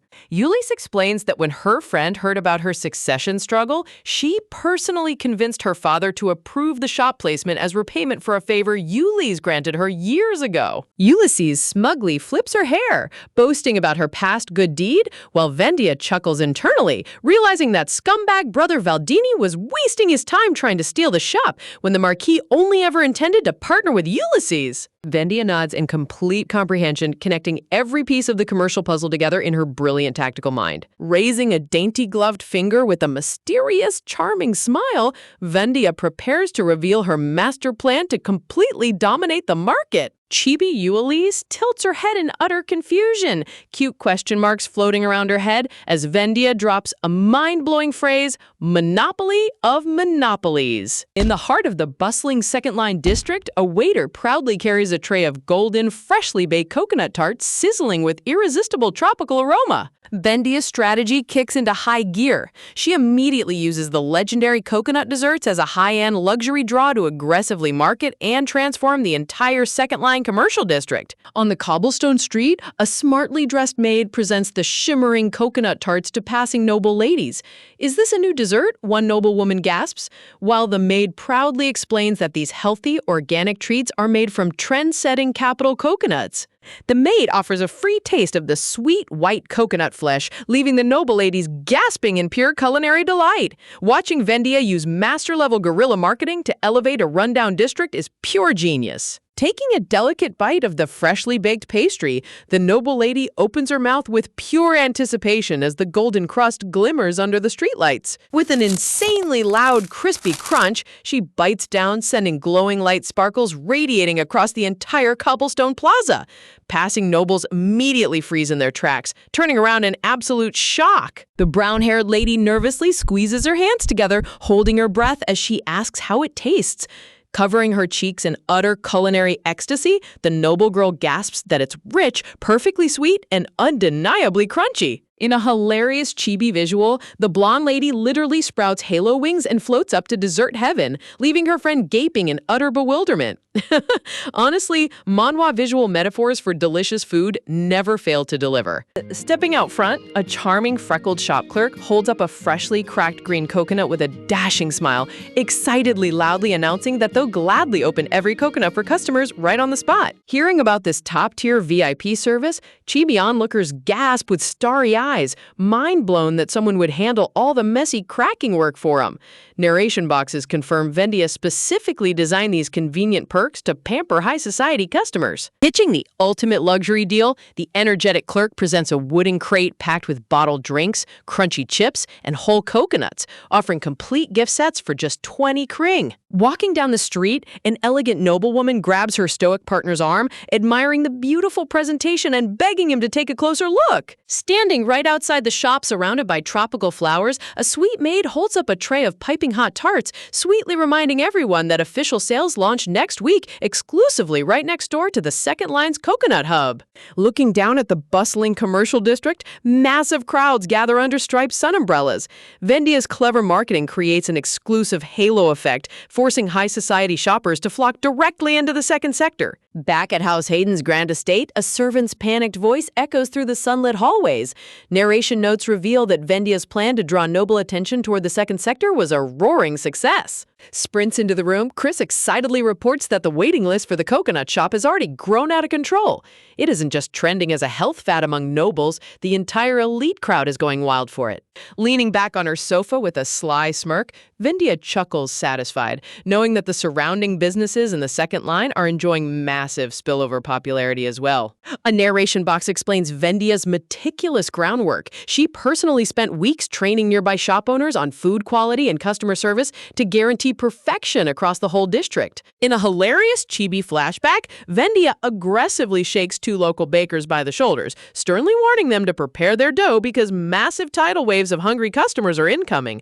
Talk about a hands-on business consultant. Beautifully packaged tart boxes fill the screen as narration breaks down the consumer psychological trick. Wealthy patrons stuck on long wait lists naturally stroll around, grab meals at neighboring eateries, and dump cash into local shops. Nibbling on a tart with complete elegance, Vendia smiles knowingly. Where massive crowds gather, mountain loads of money naturally flow, revitalizing the entire second sector overnight. Suddenly, the whimsical mood vanishes as Vendia's bright blue eyes narrow with sharp tactical precision. Everything is running smoothly, yet one crucial objective remains unfinished.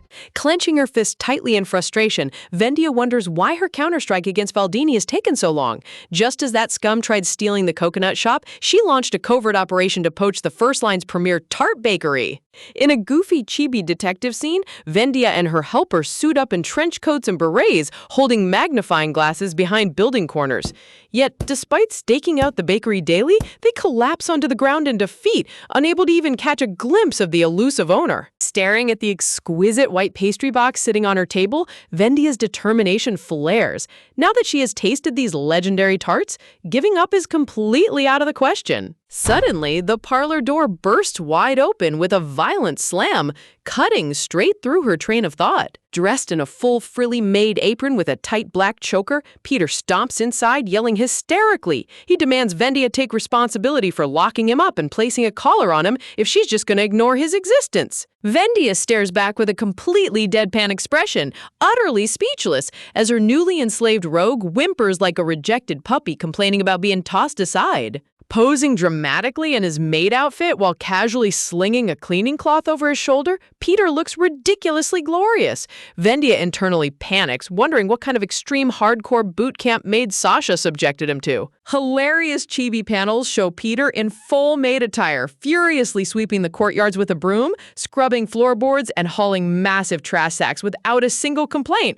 Talk about the ultimate handyman conversion. Still trying to process the absurd sight, Vendia awkwardly takes another bite of her tart, accidentally dropping a few tiny crumbs onto her dress. The moment those crumbs fall, Peter's sharp green eyes lock onto the rug with terrifying precision. Lunging across the room like an elite panther in ruffles, Peter slides onto his knees and catches the crumbs before they hit the floor. He scolds her like a strict mother, yelling that one person eats while the other is forced to clean up. Vendia flinches back on the sofa in complete shock. She remembers hearing about his intense work ethic, but who knew he'd apply that same ruthless perfectionism to housemaid duties? Seriously, this guy took his maid transformation way too seriously. Examining the dessert box, Peter casually asks why an Imperial Capital tart is sitting in her room. Standing behind him, Chris glares daggers at his back, clenching his fists over how casually this rogue speaks to his mistress. Smugly taking a bite of the pastry, Peter offhandedly remarks that the famous bakery must have gotten kicked out of the capital before relocating to the first line. Vendia's eyes widen as she immediately leans forward, pressing him to explain what he means. Peter casually reveals that the owner was humiliated and disgraced before getting chased straight out of the capital. A dangerous, wicked grin curves across Vendia's face as her brilliant mind instantly locks onto that golden piece of black market gossip. Surrounded by blooming yellow roses, Vendia smiles sweetly, urging Peter to spill every single scandalous detail. If she plays her cards right, this secret dirt could break her current deadlock. Text highlights the juicy scandal. The bakery owner wasn't just driven away, she was exiled following an absolute high society disaster. Crossing his arms nonchalantly in his ruffled apron, Peter spills all the tea like a seasoned neighborhood gossip. Flashback bubbles reveal the full story. The baker allegedly used her dessert fortune to woo wealthy aristocrats, causing a massive public outrage after getting entangled with a prominent married lord. Vendia listens intently, taking mental notes on her target's psychological weakness. Looking up at the clear blue sky over the grand mansion, Vendia formulates the ultimate honey trap strategy. Sparkles explode across the room as young Chris steps out dressed in an insanely handsome, high-class white noble coat with a dark velvet cape. Blushing bright red, he shyly asks if he looks ridiculous, while chibi Vendia gives two enthusiastic thumbs up. Her master plan? Luring the scandal-prone baker using pure male beauty. Softly apologizing for putting him up to this, Vendia gently explains that all he needs to do is escort her through the first-line shopping district for a short stroll. Linking her arm through his as they walk down the cobblestone avenue, Vendia glows with elegance while dapper Chris blushes deep red, earnestly promising to do whatever it takes to ensure her success. Glancing down nervously, Chris mutters that he doubts this plan will work since he isn't handsome or charming at all. Vendia's sweat drops hard internally. This guy genuinely has zero clue how ridiculously attractive he actually is. All around them, noble ladies drop their fans and blush furiously, whispering in utter awe at the stunning nobleman walking by. Vendia deadpans, realizing Chris could easily dominate imperial high society on looks alone. Chibi Vendia watches her investigator hyperventilate, wondering if he's simply too nervous to notice the swarm of adoring eyes staring at him. Noticing his intense stiffness, Vendia stops walking and turns to him with soft blue eyes, tenderly telling him that he doesn't need to force himself if he feels uncomfortable. Chris flinches, panicking that she misunderstood his shyness. Bathed in warm golden sunlight, Chris's breathtaking face flushes red as he gazing down at her with pure, unadulterated devotion. Standing face to face against a glowing pink background, Chris softly reaches out, his gloved fingers trembling slightly.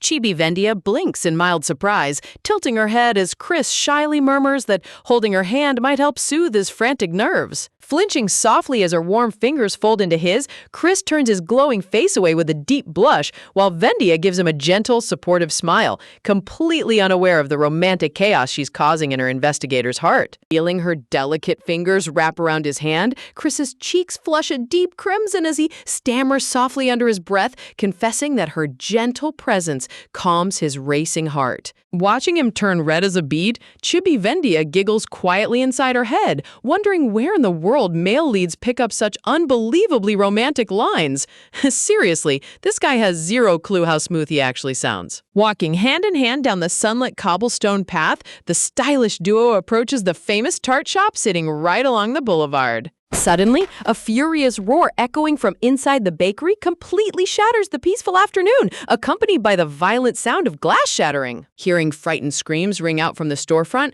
Vendia stops dead in her tracks, exchanging a startled look with Chris as they realize their peaceful trip just got hijacked. Smack! A brutal slap rattles through the bakery, followed by a harsh male voice accusing someone of stealing money. Vendia's eyes widen in utter shock at the sudden violence. Disgusted by what she's hearing, Vendia immediately turns to Chris, insisting that they need to alert the Imperial City Guards to handle this domestic violence right away. Hearing her proposal, an elderly neighborhood merchant steps over, sadly shaking his head as he informs them that calling the guards won't change a single thing. The bystander grimly reveals that whenever guards arrive, they simply listen to the abusive husband's lies and walk away, causing Vendia's eyes to narrow with icy rage. Stepping inside, they witness the scumbag husband aggressively snatching a leather purse off the glass display case while a helpless infant cries hysterically in the background. Crying hysterically while holding her weeping baby, the terrified young mother begs him to stop, pleading that the money is reserved for tomorrow's baking ingredients, only for the deadbeat to yell that he couldn't care less. Whack! Before the loudmouth can spit out another word, a sharp, high-heeled shoe flies straight through the air and smacks him square in the back of his head. Talk about a high-precision missile strike. Walking forward on one bare foot, Vendia crosses her arms in total irritation, declaring that his pathetic, loudmouth behavior is getting on her last nerve. Standing with royal composure amidst the sparkling atmosphere, she demands the abusive deadbeat close his mouth before she decides to shut it for him permanently. Clutching his stolen cash while rubbing his bruised head, the flustered husband glares back, shouting at them to mind their own business since this is a private matter between a husband and wife. Vendia's gaze turns ice cold as she scoffs with venomous disgust, refusing to let him hide behind shameless marital excuses. Looking over at the weeping mother cradling her child, Vendia sternly informs the abuser that domestic violence strips away any right to privacy the second he raises his fists. Standing stoically behind her, Chris calmly asks if he should bury the man alive right here, causing Vendia to completely freeze mid-sentence. Chibi Vendia sweat drops hard, questioning why on earth her investigator is so thoroughly obsessed with burying minor villains 6 feet under.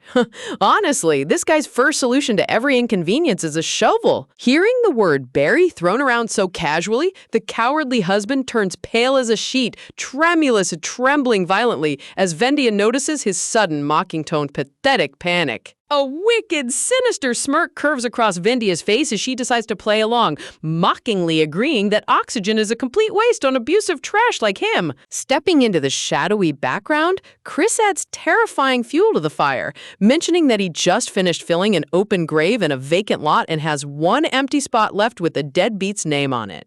With a cold-blooded assassin glint in his eye, Chris whispers that taking out human trash is his absolute favorite specialty. Screaming like a terrified toddler, the cowardly husband hurls his stolen cash into the air and bolts out the front door for his life. Disgustingly, Vendia watches him run with pure disdain, calling him utterly pathetic. Cowering in the corner while holding her baby close, the overwhelmed baker timidly stammers, asking who these powerful strangers actually are. Switching back to her angelic, noble persona in a split second, Vendia sparkles with warmth, giving the frightened mother her gentlest, most reassuring smile. Narration boxes reveal the gloomy reality behind the bakery. The actual backstory of this imperial tart shop was far darker and more twisted than Vendia could have ever anticipated. While sweet little Ryzen giggles happily as Chris plays with him in the background, Vendia sits down to get the full story straight from the mother's lips. Holding her head in sheer disbelief, Vendia breaks down the ridiculous arrangement. The husband owns the legal title, the mother-in-law controls the cash flow, while Kate single-handedly does 100% of the baking labor. Looking utterly drained and defeated, Kate softly confirms that she holds zero legal power over the bakery, meaning any business deal must go through her terrible mother-in-law. Remembering past timelines, Vendia realizes how deeply Kate was being exploited, forced to bake hundreds of daily pastries all alone with a newborn baby strapped to her back. Leaning forward with a bright spark in her eyes, Vendia directly asks Kate if she's ever considered ditching these parasites and opening her own independent bakery. Vendia offers her full financial backing, even sweetly suggesting that she can permanently handle her scumbag husband if needed, causing poor Kate to panic in shock. Bound by trauma and fear, Kate anxiously turns down the drastic offer, weeping that she can't let her child grow up fatherless the way she did. Placing her hand on the table, Kate politely thanks Vendia for protecting her today, insisting that she'll manage on her own as Vendia reluctantly prepares to take her leave. Walking toward the doorway, Vendia reminds herself that forced help never works if the victim isn't ready to break free from their abuser. Yet as she steps out, her fierce inner determination ignites. Knowing the ugly truth, there is zero chance she's letting such a brilliant, abused talent rot in this miserable nightmare. Strolling down the quiet cobblestone street under the moonlight, Vendia sighs heavily over the soap opera drama, scoffing at how one woman managed to bake hundreds of tarts every single day under those conditions. Placing a hand on her chin, Vendia connects the dots.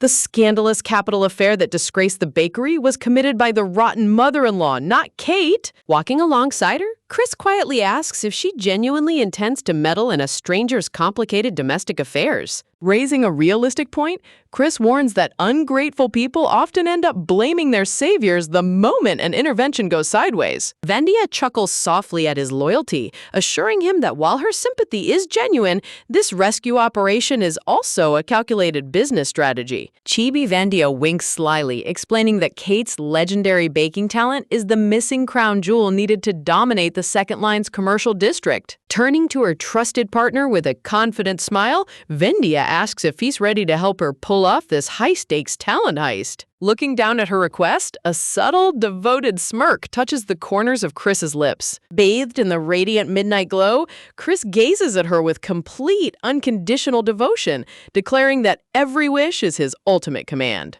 Examining secret investigation photos back at the mansion, Vendia grimaces in disgust as Ulrise's report exposes both the husband and mother-in-law for cheating and embezzling capital funds. Sitting gracefully in her armchair, Vendia reflects on her secret motivation, admitting that business profit wasn't the only reason she couldn't walk away. Gazing into the distance with a subtle look of sadness, Vendia remembers the weeping child's face. Seeing little Ryzen's sob reminded her so painfully of her own helpless, lonely childhood. A heavy, dark shadow falls over Vendia's mind as she remembers her past, growing up inside a family that looked completely picture-perfect from the outside, yet filled with endless misery where she never felt a single moment of true happiness. Day after day, her parents tore each other apart in bitter arguments, constantly shifting blame back and forth while always turning around to shove that same toxic guilt straight onto their young daughter's shoulders. They would glare down at her with cold, dark expressions,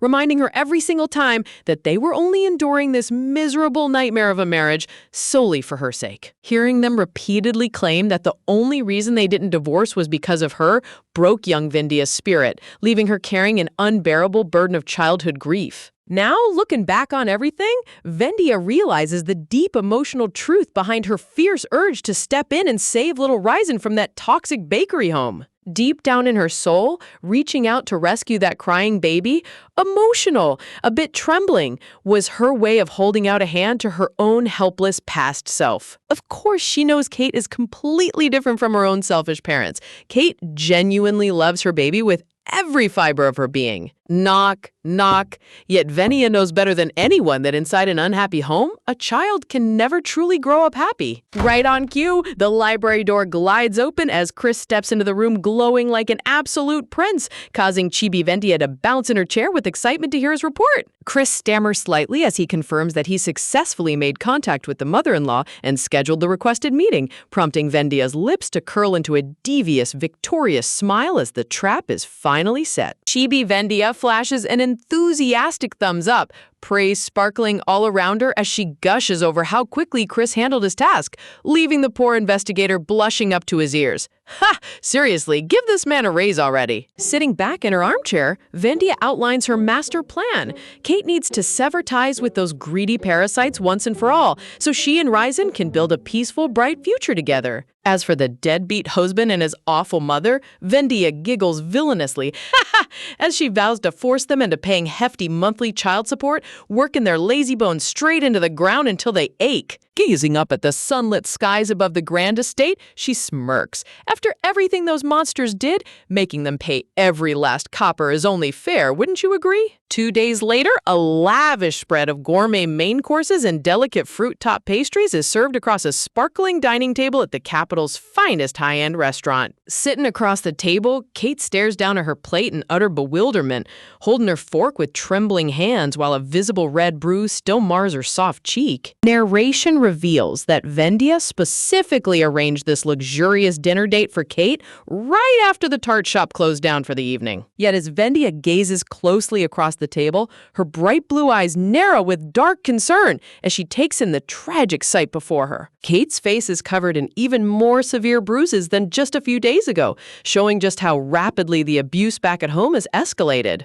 Overwhelmed by such unearned kindness, Kate stammers in gratitude, confessing she's never tasted such a grand meal in her entire life, gushing over the gorgeous dress Vendia gifted her and how deeply thankful she is that Vendia arranged childcare for little Ryzen. Chibi Vendia waves off the gratitude with a playful chuckle, lightheartedly suggesting that if Kate really wants to repay her, she can simply share a few insider baking secrets over dinner. Seeing a soft, genuine smile return to Kate's face, Vendia feels her heart lighten, silently thanking Oriz for pulling the strings to secure this private dining suite.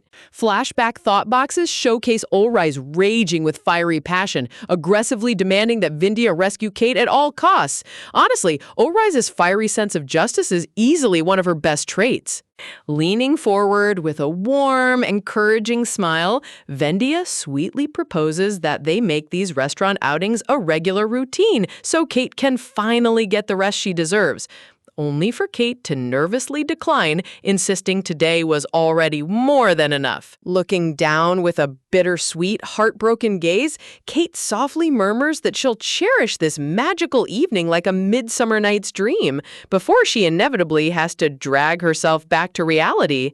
As Kate explains that her family needs her and that the shop's rent is hiked up by 40%, a loud, obnoxiously wealthy laugh erupts from behind the decorative room divider, where her mother-in-law is lavishly treating a young man. Kate's entire body instantly freezes mid-sentence as that gratingly familiar voice echoes straight through the thin partition. Looking through the divider, Kate gasps in horror as her mother-in-law hands over a solid gold jewelry box stuffed with a massive ruby, shamelessly pampering her young gigolo with stolen money. Swirling her glass of fine red wine in the dim candlelight, Vendia watches the dramatic confrontation unfold with icy, calculated composure, offering a quiet internal apology to Kate. Though it aches her heart to see Kate in pain, Vendia knows that the abused baker cannot step off the stage just yet if she's ever going to break free.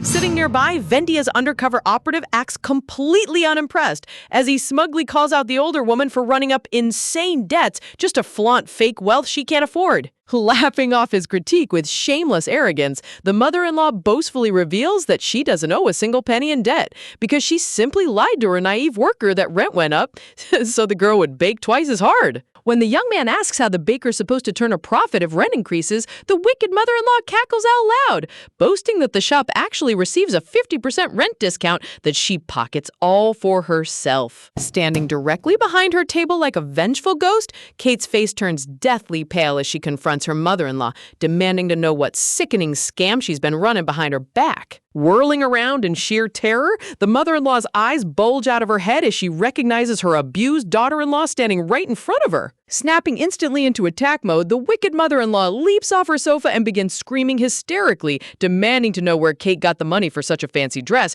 and why she isn't back at the bakery slaving away over tomorrow's dough. Glaring with venomous disgust, the shameless abuser shouts at the top of her lungs, accusing Kate of being a terrible, neglectful mother for daring to wander around town while leaving her child behind. Just as Kate screams back in raw betrayal, accusing her mother-in-law of being a shameless liar, the restaurant door chimes and in walks her deadbeat husband arm in arm with a pregnant side mistress.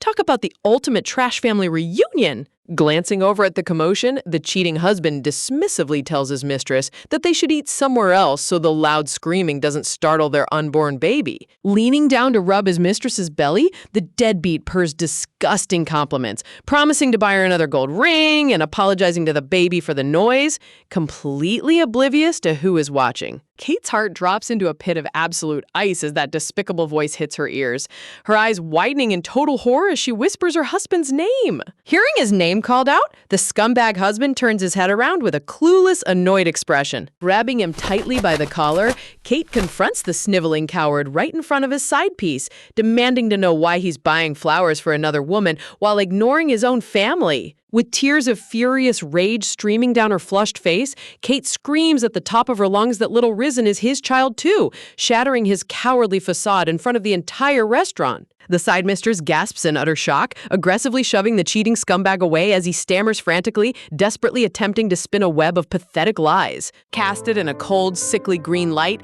Kate stands completely frozen as tears stream down her bruised cheeks, her entire world crumbling around her as she realizes the heartbreaking futility of her sacrifices. Looking over at the side mistress's hands loaded with ruby rings and diamond tie bars, Kate realizes with agonizing clarity where all the money she bled for was actually going. Trembling with overwhelming grief and rage, Kate bites her lip until it bleeds, realizing she poured every drop of her youth and energy into protecting monsters who used her like a disposable slave. Unable to breathe under the suffocating weight of betrayal, Kate bursts through the grand restaurant doors and sprints out into the stormy night as her cheating husband screams for her to get back inside. Watching the deadbeat prepare to give chase, Vendia stands up gracefully from her dining table, calmly ordering Chris to clean up the mess and prepare for their final move.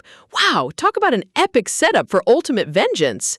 Bursting out into the pouring rain, Vendia chases after Kate as heavy raindrops splash against the wet pavement, shouting for her to wait just a moment. Turning around in the downpour with tear-filled eyes, Kate, panting gasp, asks if Vendia knew the truth all along and brought her to the restaurant on purpose, to which Vendia calmly admits that she did. Trembling uncontrollably as rainwater drips off her dress, Kate clutches her fabric tightly, internally scolding herself for taking out her raw heartbreak on the person who only wanted to save her. Visualizing the shadowy figures of her terrible husband and mother-in-law, Kate realizes that Vendia simply forced her to face the brutal reality, exposing those leeching monsters who never once viewed her as real family.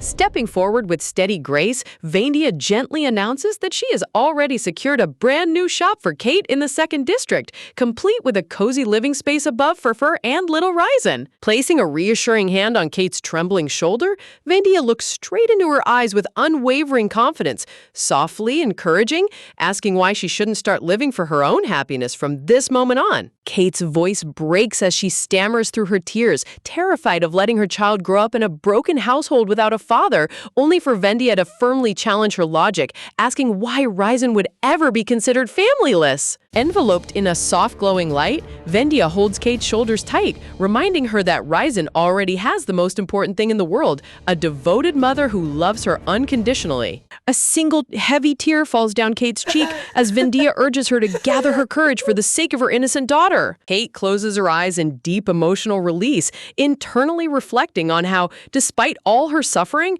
her entire motivation was always to become a proud mother her daughter would never be ashamed of.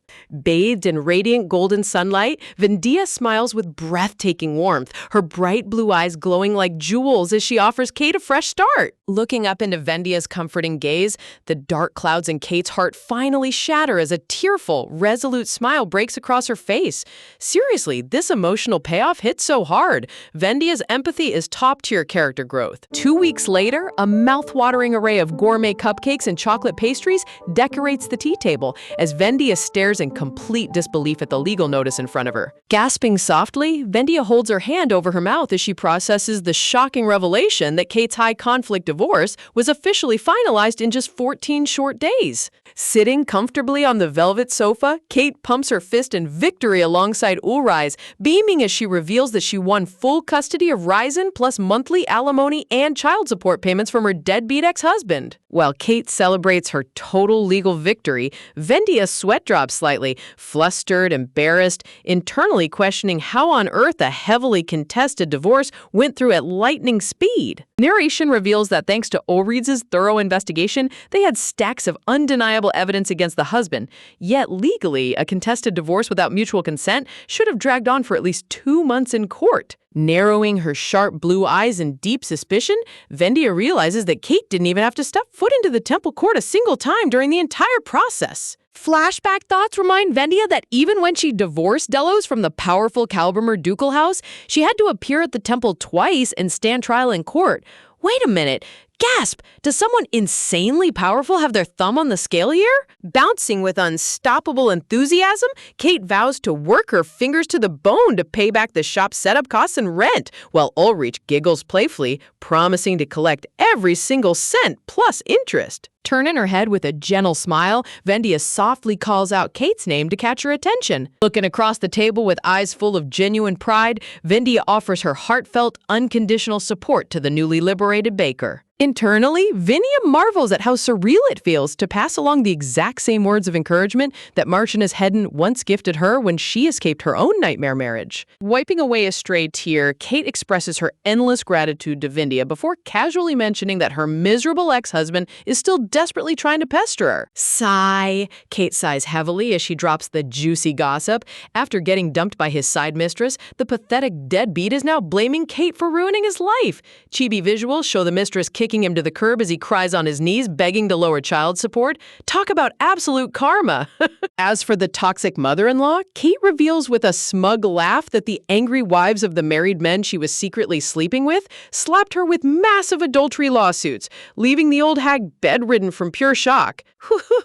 Kate cheerfully chuckles as she reveals that when her ex begged her to reconsider the divorce, she told him straight to his face to piss off, causing Vendia's jaw to drop in shock over her friend's newly acquired bad girl attitude. Kate keeps giggling as she describes how her ex started sobbing on his knees and begged her to come back and run his bakery, only for her to kick him out on the spot. Ulrich bursts out laughing, wishing she would have seen his pathetic face. Watching Kate laugh so freely, Vendia lets out a soft, relieved smile, thrilled to see her friend liberated from that toxic hellhole. Warm flower blossoms bloom all around as Vendia reflects on how wonderful it is to see Kate finally acting like her vibrant, true self again. Yet, as Kate and Ulrich wave goodbye, saying see you next time, narration warns that the pathetic ex-husband is still cowardly enough to attempt petty revenge against Kate. Stepping into the private room, Chris bows politely as he softly calls out to his mistress. Standing tall and incredibly dashing in his crisp white formal attire, Chris smugly reports that he has already taken care of the retaliatory threat on his end. Walking alongside her handsome investigator, Vendia asks what he did about the deadbeat ex-husband, prompting Chris to reveal that Peter caught the scumbag loitering suspiciously around Kate's house. Chris casually adds that Peter offered to handle the intruder himself and seemed oddly excited about it, as chibi visuals show Peter tied up like a psycho beating the living daylights out of Charles. Vendia's sweat drops, guessing Peter was just super stressed from doing housework. Turning his head with an extraordinarily handsome, subtle smirk, Chris purrs softly that everything turned out exactly as his lady wished. Vendia stops dead in her tracks, her eyes widening in sudden realization as those specific words echo inside her head. Fast forwarding to the next morning at the Grand Mansion estate, narration reveals that Chris's casual remark kept haunting Vendia's thoughts all night long. Sitting alone in her sunlit library, Vendia ponders his exact words of words.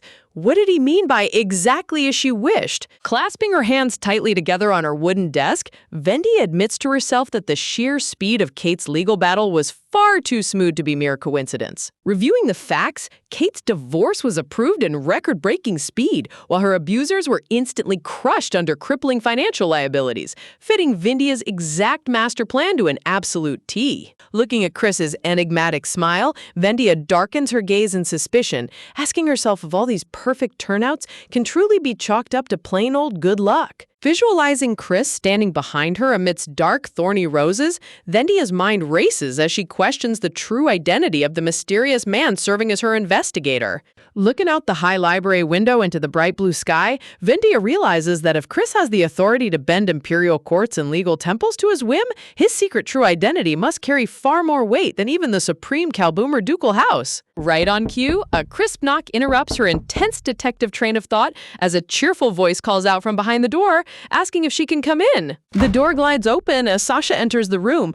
Gasp, surrounded by sparkling strawberry blossoms, beaming radiantly as she pushes a massive rolling breakfast cart. Surprised by the grand delivery, Vendia asks if something wonderful happened, prompting Sasha to happily explain that Ulysses sent over premium fresh ingredients as a reward for helping the new branch succeed. Chibi Sasha gushes over the mouth-watering menu, boasting steak with gourmet garnish, fluffy omelets, and savory meat pies. Chibi Vendia sweat drops, lightheartedly thinking, this feast is way too heavy for breakfast, but hey, as long as Sasha's happy. Sitting back at her desk as Sasha sets down the hot tea, Vendia praises the soaring sales at second, though Sasha turns around with concern, asking if Vendia's overworking herself again.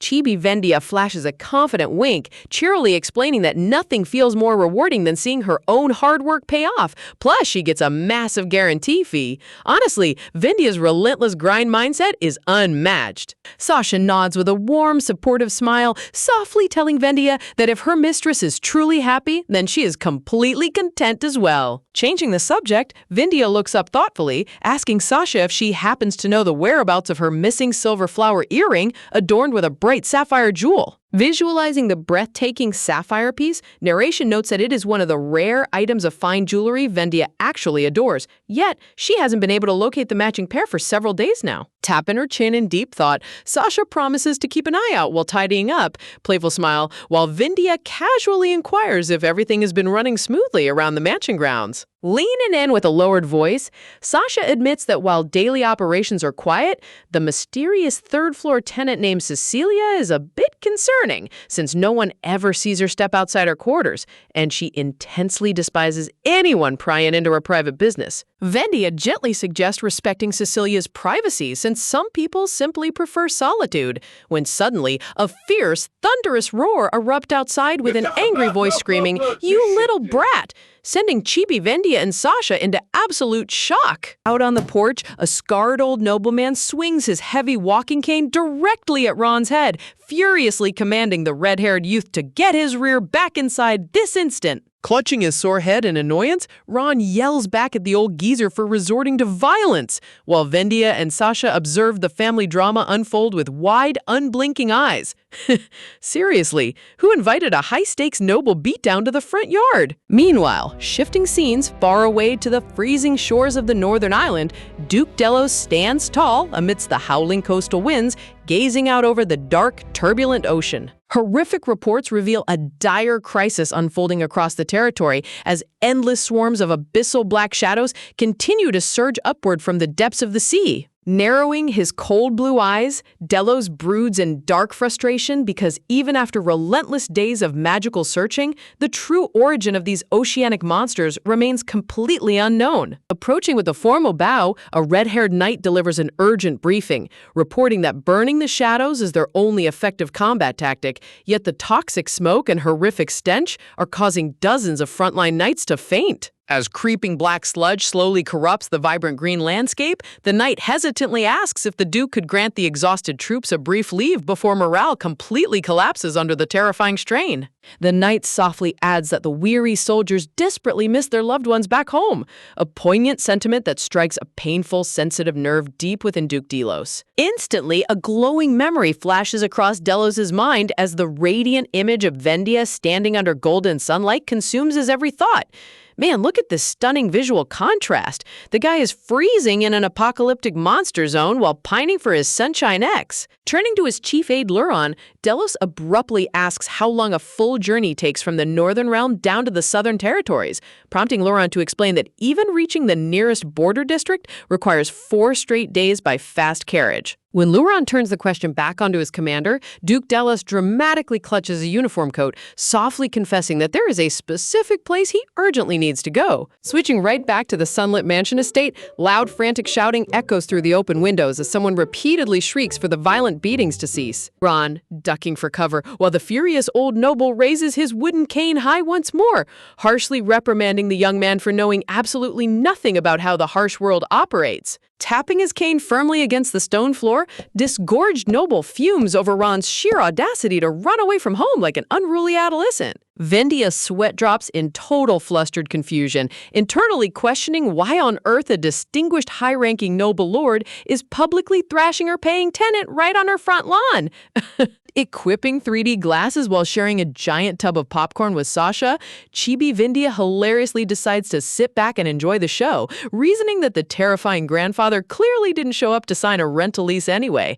This meta popcorn visual is top-tier comedy gold. The old man continues scolding Ron for fleeing home at 24 years old and forcing his elders to clean up his chaotic messes, while Ron rubs his aching ear, loudly protesting his grandfather's violent tendencies. Defending his actions, Ron insists the street thugs drew lethal weapons first, leaving Vindia to quietly deduce that Ron's powerful grandfather was the influential shadow figure who swept his brawl charges under the rug. Ron snaps back in agitation, asking why a retired old senior insists on micromanaging his personal life and constantly interfering in matters that no longer concern him. The grandfather's fierce posture instantly softens into heavy solemnity, dropping a massive emotional guilt bomb by stating how deeply disappointed Ron's late grandmother would be to witness his shameful behavior. The emotional blow lands with catastrophic precision, causing Ron to freeze dead in his tracks as dark shadows eclipse his face in heavy silence. Sitting awkwardly on the staircase, Vendia squirms under the immense cringe of overhearing intimate family drama,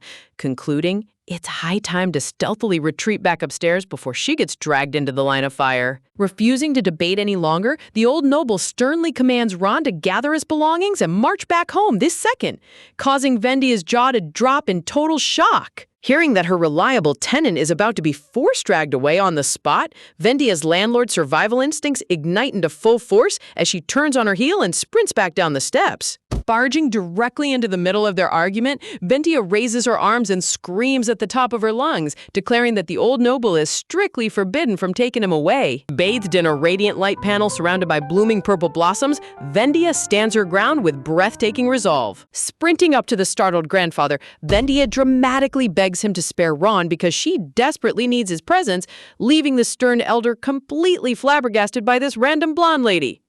Internally, Vindia panics, calculating that with rental vacancies already high, her bank account physically cannot sustain the financial loss of losing another paying tenant. Visualizing Ron transformed into a walking mountain of shiny gold coins, Vindia views him as her sacred monthly cash flow, while Ron sweat drops in utter disbelief, sensing that he's being valued like a literal appliance. Landlord priorities are truly ruthless. Misinterpreting her passionate outburst, the old grandfather squints suspiciously, asking if his grandson and Vendia are secretly involved in a romantic affair, triggering both of them to scream no in complete, horrified unison. Rapidly shifting her narrative strategy, Vendia grabs Ron's arm and lies with complete confidence, boasting that Ron is her star corporate employee in the 2nd District and an irreplaceable business partner. Ron stammers in confusion, asking what nonsensical lie she's spinning.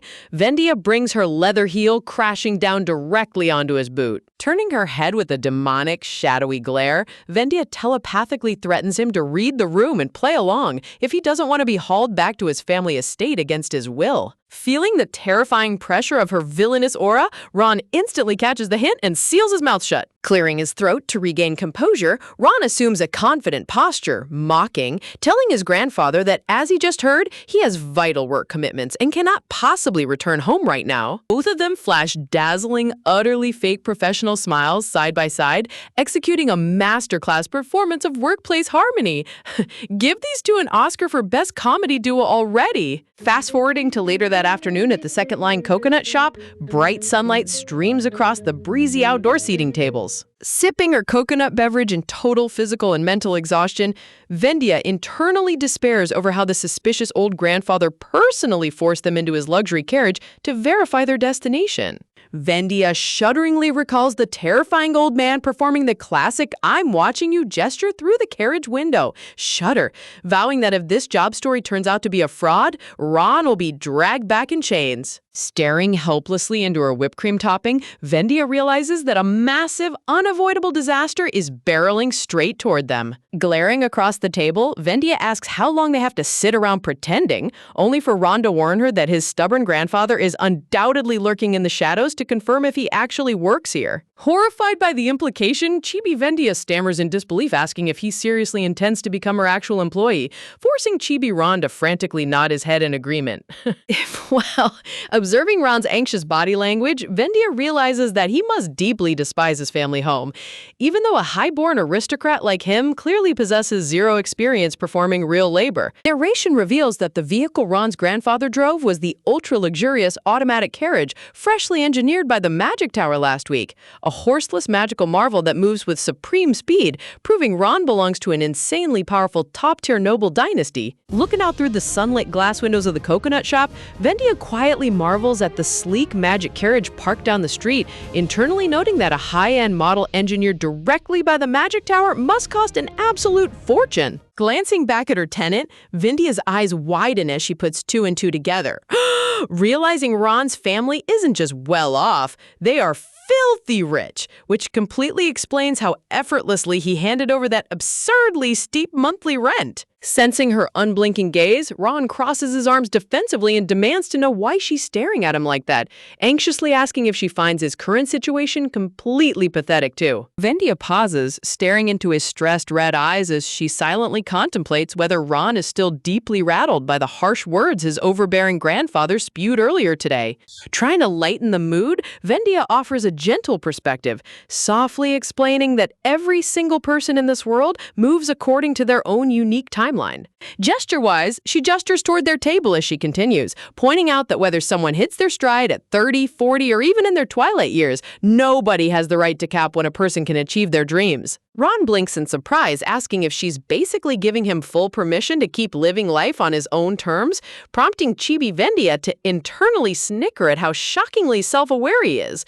Seriously, give this man a medal for self-reflection. Bathed in a dazzling halo of golden light, Vendia clasps her hands together like a literal saint, oozing purely wholesome, radiant landlord wisdom. Setting down their iced whipped cream drinks, Vendia adds a practical disclaimer, assuring him that straying off the beaten path is completely fine so long as everything he does stays strictly legal. The mood subtly shifts as dark shadows fall over Ron's face, whispering, his voice growing quiet as he murmurs that for someone born into high aristocracy, societal roles are predetermined from the exact moment of birth. Brooding over his lingering insecurities, Ron stares down in heavy silence, weighed down by the invisible chains of noble duty. Narration darkens through ornate framed text panels, revealing that prior to meeting Vendia, every single person in Ron's high society circle reacted to his choices with the exact same harsh judgment as his grandfather. Glowing, ghostly silhouettes of aristocratic elders haunt his memory, endlessly berating him with cruel taunts, demanding to know why he's wasting his life and harshly branding him as pathetic. Man, talking about elite family peer pressure at its absolute worst. Desperately needing breathing room and true certainty about his own future, Ron chose to abandon his family's luxurious domain and flee into hiding. Yet, running away brought zero real peace. He spent endless sleepless nights trapped in relentless self-doubt, constantly questioning if living as a runaway was truly acceptable. Back in the present, Vendia snaps him right out of his gloomy memory by cheerfully pushing his coconut drink forward and offering a warm, uplifting smile. Ron gazes at her in stunned silence, deeply moved as her simple words hit home. If he doesn't stand up for his own happiness, who else will? Vendia leans her chin, resting gently against her hand, radiating pure angelic warmth as she softly gazes across the table. Looking at her serene expression, Ron feels an unexpected flutter in his chest. completely mesmerized by her genuine kindness. Breaking the emotional tension, Ron clears his throat and sheepishly compliments her, bragging that for her young age, she's surprisingly impressive, especially considering she single-handedly revived the entire commercial trade on the second line. Vendia's eyes instantly light up like fireworks as she gasps in pure delight, excitedly shouting that he just praised her for the very first time.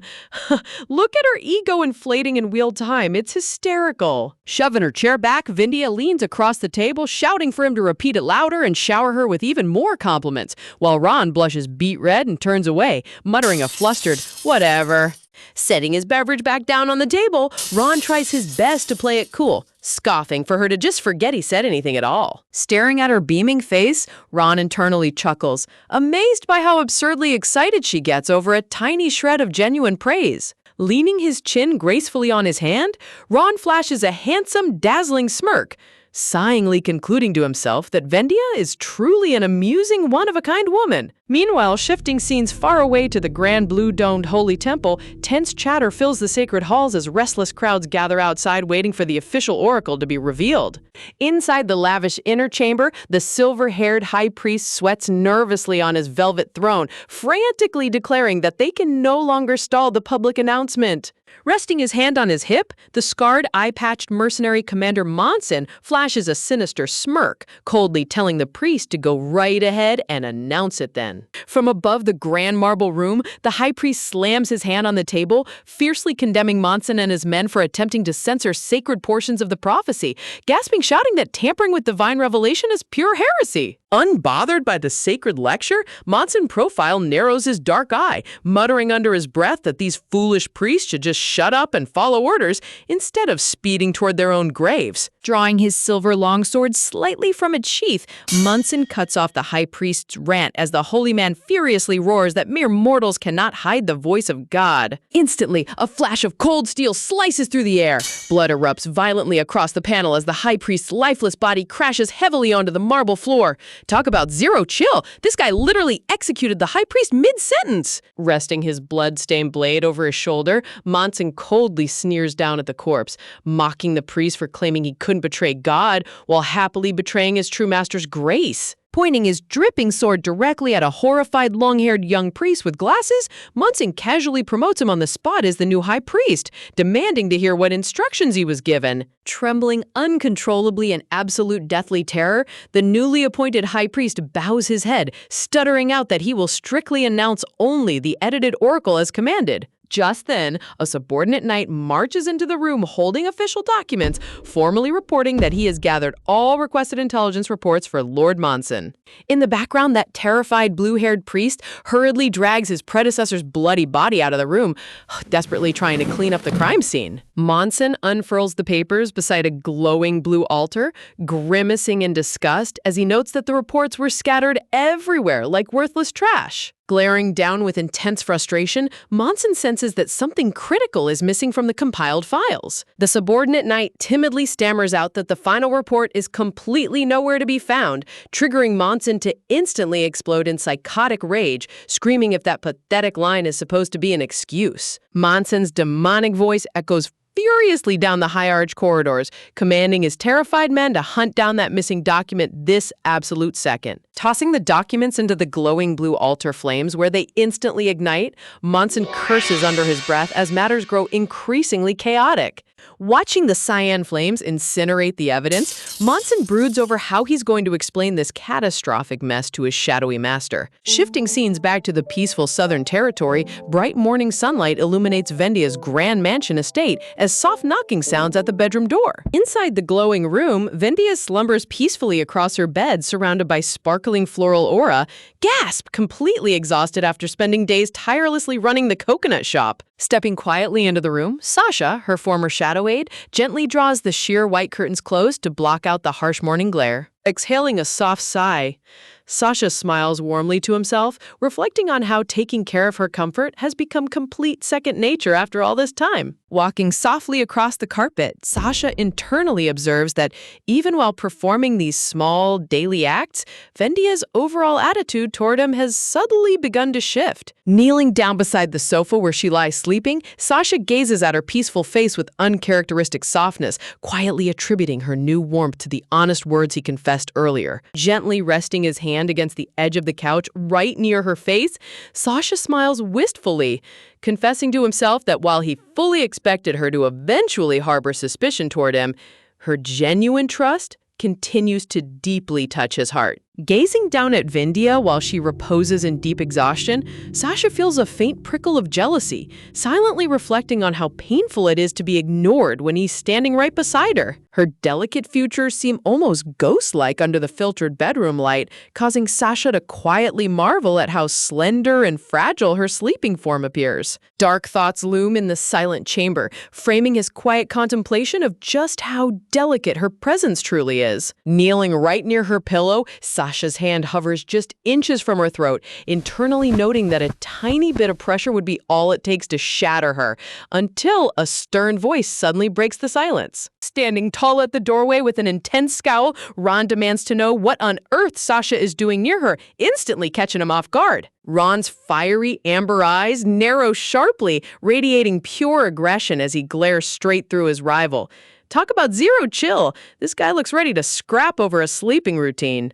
Striding assertively into the bedroom, Ron coldly orders Sasha to step aside so he can wake her, while Sasha attempts to maintain his composed facade by stammering that his mistress is merely resting. Smiling with polite condescension, Sasha gently insists that waking Vendia is strictly his duty as her personal aide, prompting Ron to give him a thoroughly annoyed side-eye. A sudden, sharp gasp echoes through the room as Vendia's eyes snap wide open in utter panic. Bolting straight upright, Vendia frantically screams in shock, gasp, terrified to realize she completely overslept and lost track of time. Blinking blankly at the two towering men standing over her bed, Vendia asks why on earth they're both lurking in her room, to which Ron casually mutters that her carriage has already arrived downstairs. Sprints out of the room like a tornado, Chibi Vendia yells that she promised to meet Alajay, leaving Sasha stammering behind her while Ron just rolls his eyes.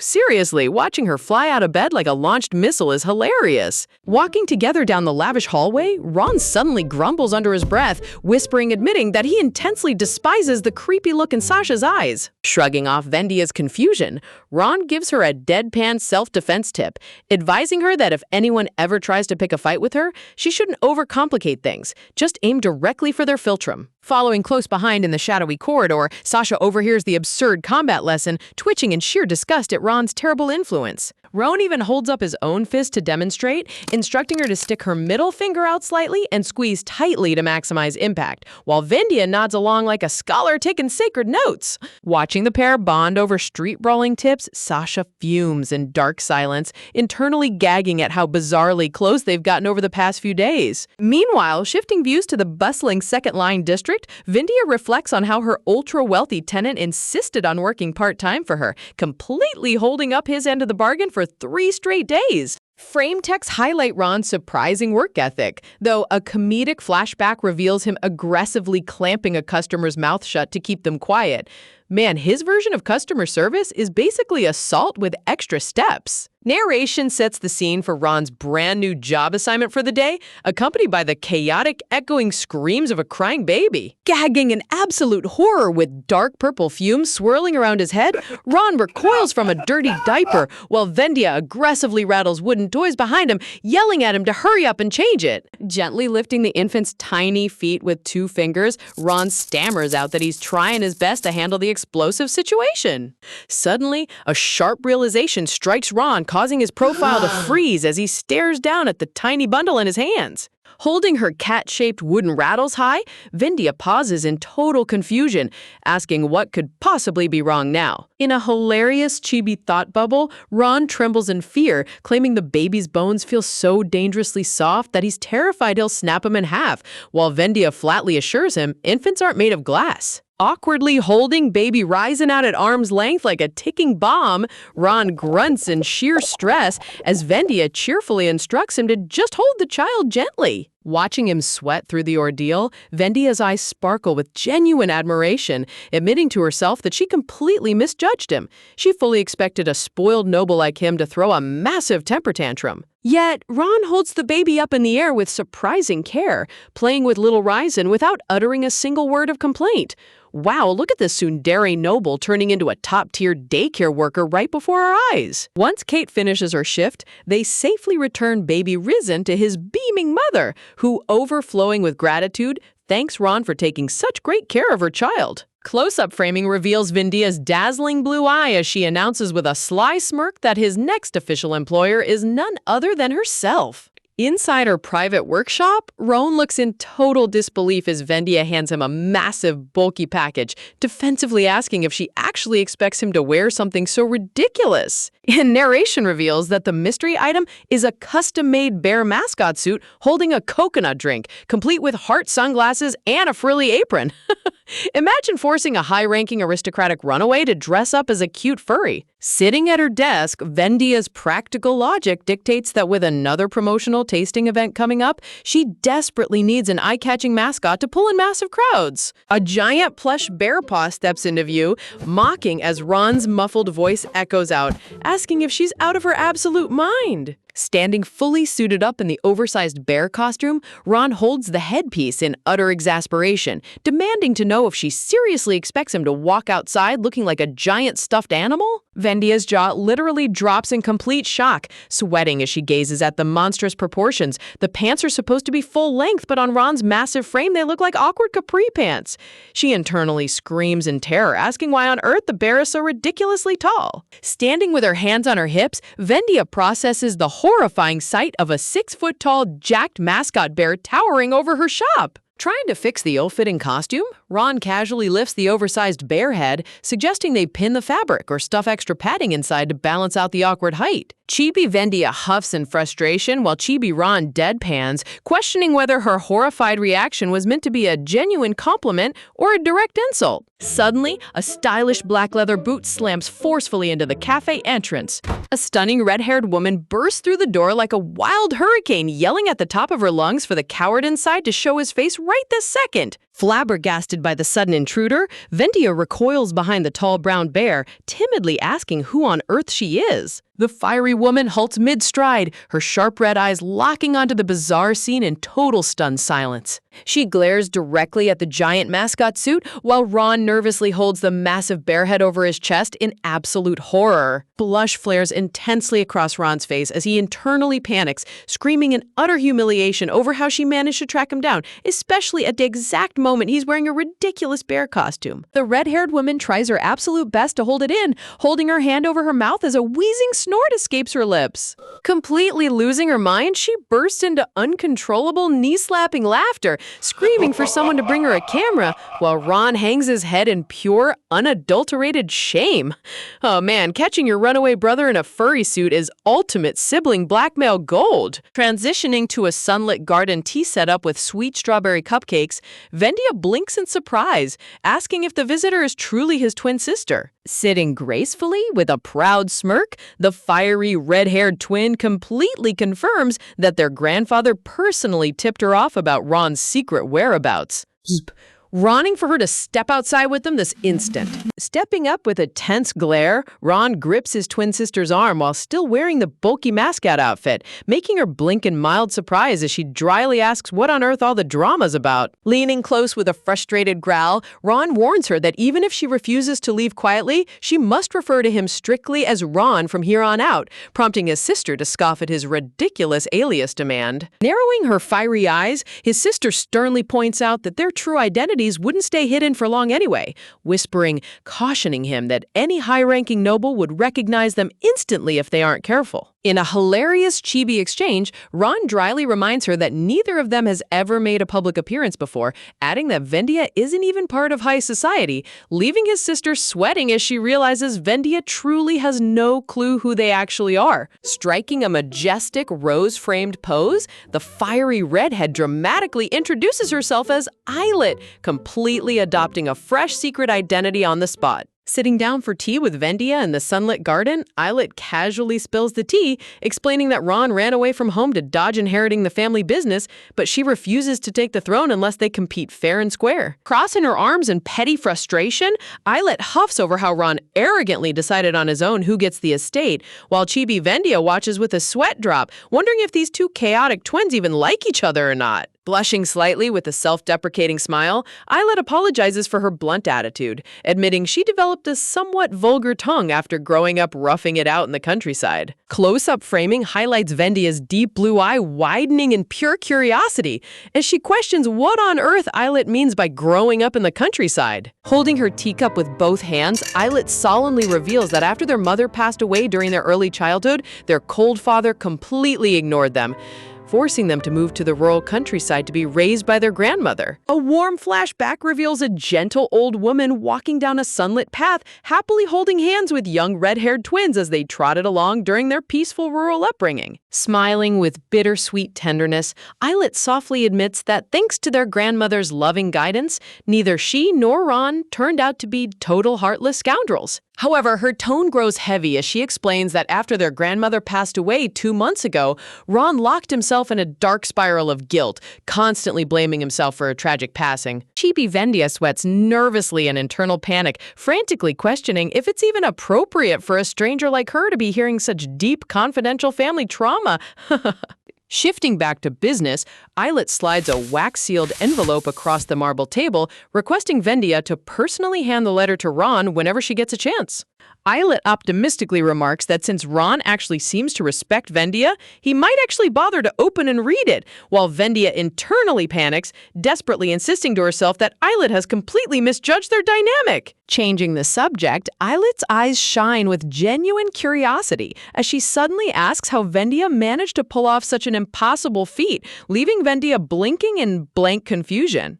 Islet points out that getting a stubborn aristocrat like Ron to dress up in a giant plush bear costume to hand out sample desserts in public is a literal miracle.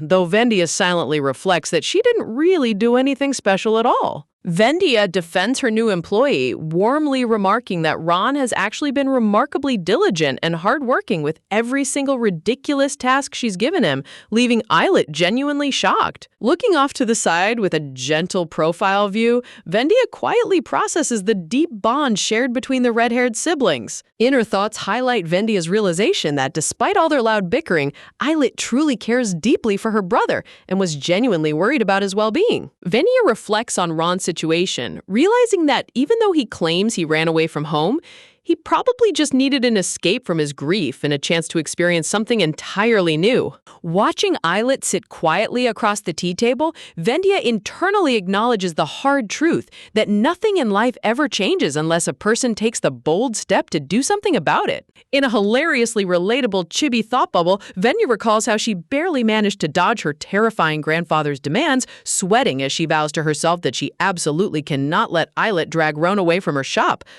Talk about a boss who refuses to lose her best minimum wage worker. Suddenly slamming both hands onto the table, Islet leaps out of her seat with starry eyes, gushing over how Vendia can say such amazingly sweet things, while Vendia recoils in total shock. Leaning in uncomfortably close until their faces are inches apart, Islet examines Vendia's facial features intently, declaring that Vendia looks remarkably familiar, though Vendia nervously backs up, insisting this is their very first meeting. A close-up shot focuses on Islet's subtle, mischievous smirk as a dangerous idea forms in her mind. A vibrant pink bubble fills the screen as Islet cheerfully asks Vendia how she would feel about having a fabulous sister-in-law like her. Grabbing Vendia warmly while surrounding her with sparkling romantic flowers, Islet radiates chaotic big sister energy, practically proposing a marriage match between Vendia and her twin brother on the spot. Chibi Vendia's brain completely short-circuits as she stands frozen with a blank, lifeless stare, uttering a deadpan, "Huh?" Seriously, going from an angry sibling confrontation to an instant marriage proposal is wild. Quick scene shift to a grand aristocratic estate at night. An enraged noble slams his fist onto his mahogany desk, screaming in pure rage over why their store's sales revenue keeps dropping into the gutter. Frametext highlights his growing panic as official financial ledgers reveal that their rival district, Second Line, just pulled off an insane 300% sales boom. Marquis Valdini glares down his trembling military aide, demanding to know how the tart shop's revenue tanked so hard, even after he graciously slashed their monthly rent in half. Sweating profusely, the red-coated officer stammers out that the situation is far worse than expected. The famous flagship tart shop is currently on the absolute brink of total bankruptcy. A funny chibi breakdown explains that ever since the former daughter-in-law left following her divorce, the remaining staff completely ruined the iconic recipe, causing angry customers to abandon the shop entirely. Slamming his hands down, Marquis Valdini roars that they should just force that brilliant daughter-in-law to come back, only for his aide to nervously report that she already launched a brand new rival tart shop in the Second Line district. Shadow falls heavily over Valdini's face as his eyes glow with malicious rage, growls, gritting his teeth as he curses Ulysse for pulling off such a cunning move behind his back. Clenching his hand into a tight fist, Valdini bitterly dismisses the idea of fair succession, declaring that the eldest son inheriting everything is the absolute law of the world. Dramatic narration reveals Valdini's dark history, how he secretly went behind his fair-minded mother's back to claim the ultra-lucrative First Line district, where high profits were absolutely guaranteed, while coldly tossing the failing, bankrupt business lines to his unsuspecting younger siblings. Wow, talk about an absolute snake of a brother. Snapping a quill pen in half in pure spite, Valdini fumes with rage, blaming all his recent business failures directly on that troublesome woman. A sharp side profile close-up highlights Valdini's growing obsession as he notes that she is currently serving as the main strategic advisor for the booming Second District. Comedic flashback panels show Valdini getting brutally chewed out by his stern mother for stirring up trouble, even being forced to hand-deliver baskets of eggs to apologize in person while the former Duchess lazily rests on her couch. Striding out of his dark study with fiery determination, Valdini growls that he has been patient long enough and refuses to sit around watching his empire collapse. Turning his intense glare toward his nervous aide, Valdini sternly announces that he is heading straight to the Second Line district this very instant. Full body illustration showcases the stunning blonde advisor sitting gracefully with a quill and book, surrounded by dark floral elegance, as Valdini vows to personally confront her and settle the score once and for all. Arriving outside the brightly lit shop in Second Line under the night sky, Valdini's officer points toward the entrance, reporting that the target appears to be leaving work right now. Taking a firm step forward in dark leather boots, the officer proudly boasts that he brought enough force to arrest her on the spot this time. Suddenly stopping dead in his tracks in the shadowy alleyway, Valdini abruptly orders a full retreat, coldly commanding his men to turn back immediately. Baffled by his master's sudden cowardice, the officer blinks in utter disbelief, stammering out that he already prepared a perfect cover story to teach her a lesson. Man, watching this arrogant villain immediately chicken out at the last second is peak comedy. Walking away without looking back, Marquis Valdini abruptly orders his men to retreat and leave Ulysses alone for the time being, leaving his red-coated officer standing in utter confusion. Glandular sweat drops down his face as Valdini grits his teeth in mounting humiliation, muttering in deep disgust that the entire situation is completely unbelievable. High-tension frame text reveals the exact reason for Valdini's panic. He noticed Ron standing right beside Vendia Rose, leaving him horrified that major political heavyweights are already involved. Scene shifts to the peaceful evening countryside as a golden horse-drawn carriage steadily rumbles down a sunlit path. Slouching against the soft velvet cushions inside the coach, Vendia exhales a long breath, complaining about how exhausting the day felt. While Ron gently warns her to sit up straight before she bumps her head. Crossing his arms while leaning against the seat, Ron curiously asks why she pushes herself so hard for a merchant group that isn't even hers, prompting Vendia to admit that people have been asking her that exact question a lot lately. Resting her chin delicately on her fingers, Vendia gazes out the carriage window with her striking blue eyes, breathes, taking a brief moment to gather her thoughts. With a soft chuckle, Vendia casually remarks that there's nothing grand about her actions, explaining that ordinary people simply put in hard work every day to live their lives. A charming, full-view illustration showcases Vendia flashing a glowing, heartfelt smile that brightens up the entire carriage interior. Looking across at her, Ron's guarded expression softens as a subtle, appreciative smirk forms on his face. Lowering his gaze with a touch of melancholy, Ron quietly reflects that his late grandmother always always wanted him to follow in their father's footsteps and tried desperately to heal the rift between them. Ron firmly declares that reconciliation was always impossible, prompting Vendia to delicately inquire if his relationship with his father was truly that broken. A gloomy flashback panel depicts their cold father turning his back on his young twin children, abandoning them in total obscurity without ever visiting them again. In a hilarious chibi thought bubble, pouting Ron sourly declares that the man doesn't deserve to be called a father, while chibi Vendia sweat drops nervously, realizing just how deep the family feud runs. Ron's tone grows heavy as he confesses that he was far too cruel to his grandmother, whispers, having forced her to choose between remaining with him or supporting his father. Dark purple shadows engulf the panel text as Ron reveals that when his grandmother chose his father, he bitterly told her they were done and walked away forever. Looking away with deep regret, Ron recalls how she tearfully begged him not to leave, but he heartlessly pushed her away and abandoned her.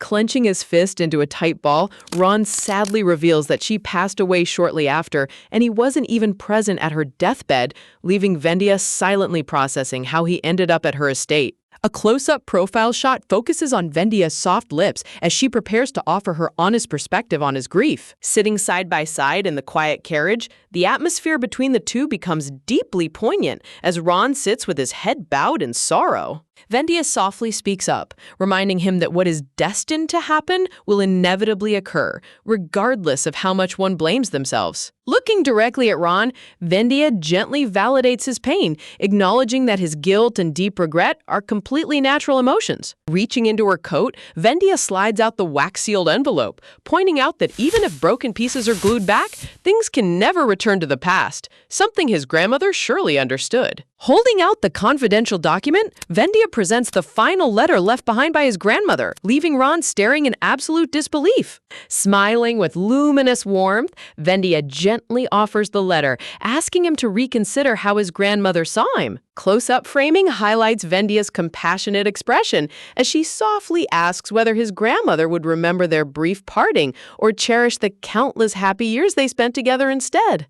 Narration boxes frame the poignant moment as two hands meet over the envelope, allowing Ron to finally receive the closure he held buried deep inside. A mesmerizing visual shot captures Vendia's vibrant ocean blue eyes sparkling with genuine warmth and empathy. Holding the letter with trembling fingers, Ron looks at Vendia in awe, silently wondering how a practical stranger could understand the hidden aches of his heart so thoroughly. A nostalgic flashback reveals young Ron sitting beside his elegant grandmother, who gently explains that every single person carries their own unique aura and energy.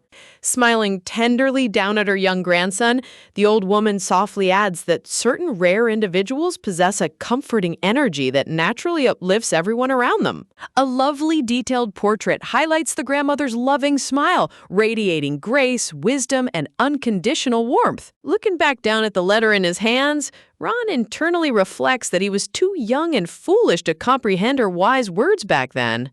Until he gazes up at Vendia's radiant, reassuring smile and finally understands what his grandmother truly meant.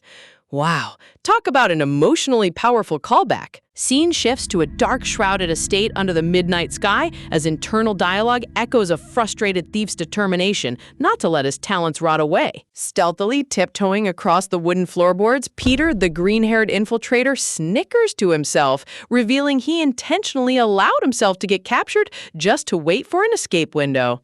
Smirking villainously in the shadows, Peter admires his own cunning, boasting that a mastermind like him was merely playing the long game. In a funny chibi flashback, Peter sweats nervously as he recalls getting whacked over the head by the terrifying female maid wielding a heavy iron skillet. Seriously, boasting about master plans after getting dropped by kitchenware is peak delusion.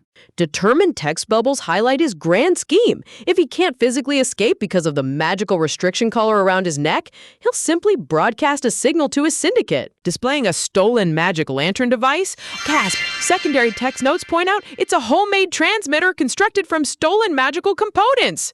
Panel shifts to dark crows perching atop forest trees as narration explains that the infamous White Guild stationed magical birds across the land to receive distress signals. A funny chibi flashback shows Peter pretending to busily sweep the floors with a feather duster while secretly pocketing rare magical components behind the staff's backs. Channeling magical energy into the transmitter, glowing green light surges into the air, only for Peter to suddenly gasp in horror as a heavy presence looms behind him. A polished dark leather boot steps firmly onto the wooden floorboards, accompanied by a cold voice declaring that his escape attempt ends right now. Revealing his open shirt and glowing blue eyes, Chris stands tall in the moonlight as Peter recoils in pure terror, screaming out his name. Trembling with shock, Peter backs up against the wall, frantically demanding to know how Chris managed to track down his hidden workshop. Crouching down with total composure, Chris casually picks up the glowing magic device from the floor, mocking Peter for stealing expensive components just to assemble a worthless piece of trash. Offended by the insult, Peter indignantly sputters that his invention took painstaking research, while Chris leans in with a dangerous, handsome smirk, mockingly asking if Vendia knows his true identity. Purple dialogue bubbles flare up as Peter furiously screams that he refuses to go down quietly and vows to expose Chris's suspicious identity to everyone. Before Peter can utter another word, Chris places his glowing palm directly onto Peter's forehead, unleashing dark purple waves of memory-wiping magic as he coldly whispers that nothing happened tonight. Talk about an absolute boss move, huh? To keep his secret identity safe. Chris leans down with a cold glow in his eye, whispering that she's going back to being nothing more than a humble housekeeper. Smiling with an ominous aura swirling around him, Chris casually warns Peter not to even dream of trying anything stupid ever again. Stepping back into the darkness, Chris coldly orders the thief to return to his designated place if he understands what's good for him. Overhearing the entire sinister encounter from the shadows, Vendia gasps softly in total disbelief, frantically wondering if Chris could actually be a mage. Clenching her nightgown in sheer panic, Vendia's mind races as she struggles to process the unbelievable truth hiding right under her roof. In a funny chibi frame, Vendia sweat drops with massive question marks popping up, completely baffled that her quiet handyman is secretly a high-tier spellcaster. Seriously, finding out your local repairman wipes minds on the weekend is a whole new level of landlord stress. Flashback visuals reveal Chris's shadowy silhouette casting memory-erasing magic, leaving Vendia petrified that he can manipulate human minds at will. Frantically sprinting down the dark corridor, Vendia clutches her head in absolute terror, convinced Chris might be the hidden mastermind behind everything. Morning light washes over the peaceful countryside estate as birds chirp softly from the lush green trees overhead. Sitting dazed on the wooden porch stairs, Vendia emits a frozen, shell-shocked aura, prompting Ron to cross his arms and ask what on earth is wrong with her today. Leaning down, Ron notes that she's totally spaced out, while Vendia internally screams, gasping that she ran straight back to her room after witnessing last night's horror. Glancing over at the garden, Vendia spots Chris happily hammering a wooden fence under the bright sunlight, looking like the picture of wholesome innocence. Waving enthusiastically with a warm sunshine smile, Chris greets her cheerfully, leaving Vendia utterly baffled at how smoothly he acts like nothing happened. In a hilarious chibi breakdown, Vendia frantically pulls her blonde hair in total stress, wondering if he's just a master actor playing her for a fool. Honestly, the contrast between dark wizard Chris and friendly handyman Chris is comedy gold. Trying to gather info without raising suspicion, Vendia subtly asks Ron if magic capable of controlling or wiping minds actually exists in this world. Stroking his chin in deep thought, Ron admits that while he isn't an expert, advanced magic tools can definitely tamper with human memories and thoughts. Clutching her head in a funny chibi panic bubble, Vendia despairs over the terrifying thought that she might be walking directly into a deadly villain's trap. Turning his gaze back toward her, Ron casually asks how long she plans on addressing him as Tenant instead of his real name, catching her completely off guard. A cute sticker-style visual shows Vendia perched on the porch while tall Ron stands beside her, his cool front cracking with a hint of awkward bashfulness. Giggling behind her hand, chibi Vendia tease smiles as Ron turns his head away with a subtle blush, grumbling nervously under his breath. Glowing with a charming, radiant smile, Vendia happily agrees to drop the formal titles and promises to speak casually with him from now on. Looking away with a faint red tint across his cheeks, Ron softly mutters that she can do whatever she wants, masking his secret delight. Heavy leather boots tread firmly across the grassy courtyard as a polite voice calls out asking if anyone is home. High-class ornate typography announces their sudden arrival, revealing that the unexpected visitors represent the Holy Temple. Two high-ranking clergymen in grand white and gold robes step forward, an elder priest smiling politely beside a mysterious hooded figure, leaving Chibi Vendia sweat-dropping in total confusion. Walking out to meet them, Vendia politely asks how she can assist them, prompting the elder priest to declare that God has granted them a voice of salvation. In a cute Chibi bubble, Vendia squints in confusion at the word voice, while Chibi Ron nonchalantly clarifies that the priest is referring to a divine oracle. Vendia's eyes widen in shock as she recalls that a divine oracle hasn't occurred in over a century, groaning internally that the world's plot settings keep expanding exponentially.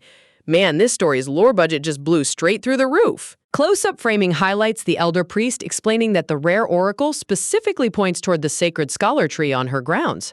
A dramatic visual depicting 4 holy priests kneeling around a blinding beam of heavenly light illustrates a sacred ritual held only once every 300 years.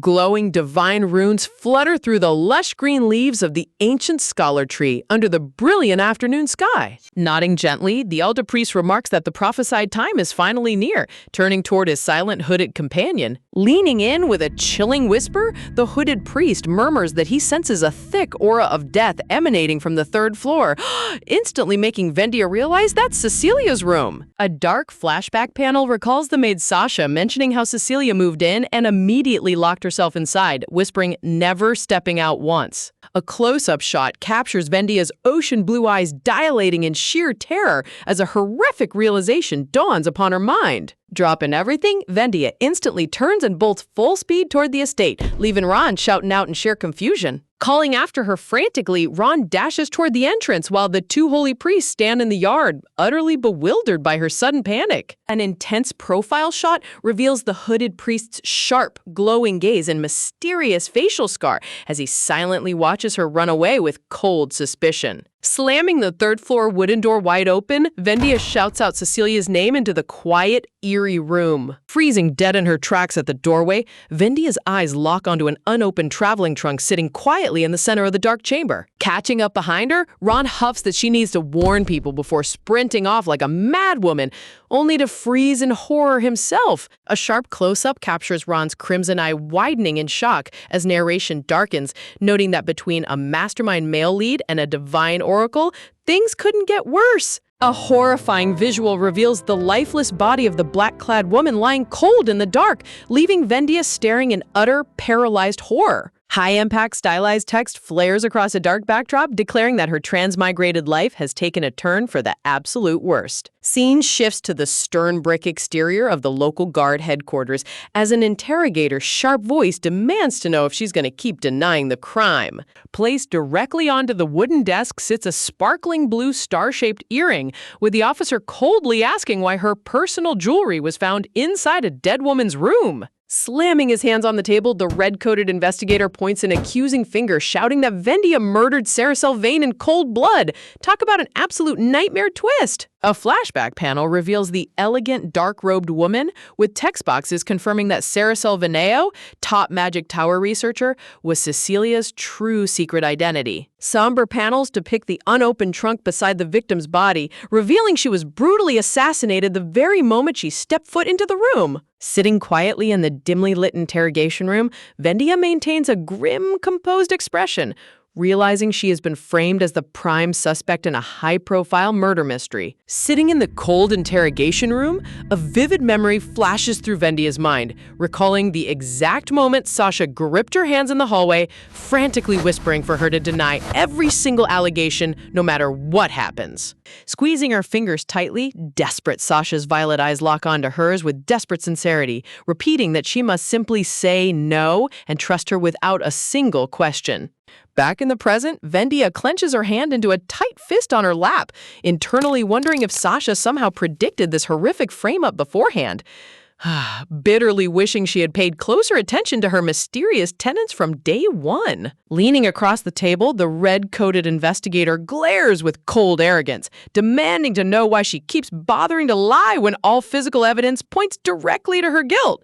Honestly, talk about classic corrupt detective behavior, finding one missing earring at a crime scene and declaring the case closed instantly. Unwavering under his intense stare, Vendia firmly asserts her complete innocence, while the officer secretly scoffs, convinced she's merely playing hard to get by denying the crime until the bitter end. A sinister, predatory smile curves across the investigator's face as his true motives surface, realizing that falsely convicting Vendia isn't just about solving a crime, but seizing a golden political opportunity. High-class ornate typography and a dragon crest illuminate the screen, highlighting the impending imperial vote for the Imperial Waste Management Project hosted directly by the Emperor himself. Illustrations of high society reveal that for the House of Hexadion to grab exclusive business rights, they desperately require political backing from the two dominant southern noble houses, the Lavian and Hedden families. Hold on, so an innocent landlord getting framed for murder is secretly tied to a massive high-stakes government contract? The lore setting here is getting wild. Tapping his lip thoughtfully, the red-coated officer calculates that since the Hayden house is currently locked in a chaotic internal power struggle, personally taking care of Vendia will hand him total leverage. His eyes glint with unhinged ambition as he realizes that ensuring the eldest son Valdini wins the inheritance battle guarantees that Hedden's vital vote will fall directly into his own hands. A brief flashback recalls Valdini warning him to leave the situation alone, but the officer smugly refuses to let such a lucrative chance slip through his fingers. Slamming both hands down with a heavy rattle, the investigator shouts at Vendia that denial is completely futile, gasping, internally obsessing that solving this case will finally force his father to acknowledge him. Remaining completely unbothered by his dramatic desk slamming, Vendia sits in serene silence, calmly analyzing his every word. Look at her composure. The man is screaming like a maniac trying to impress his dad while she's treating him like a minor inconvenience. Dark shadows loom behind her mind as she recalls Sasha's shadowy exit, desperately trying to puzzle out how her maid foresaw this ambush, and why her missing star earring was deliberately planted beside Cecilia's corpse. Glowing with sharp determination in the dim room, Vendia glares forward, internally demanding to know the true mastermind who orchestrated this deadly frame-up.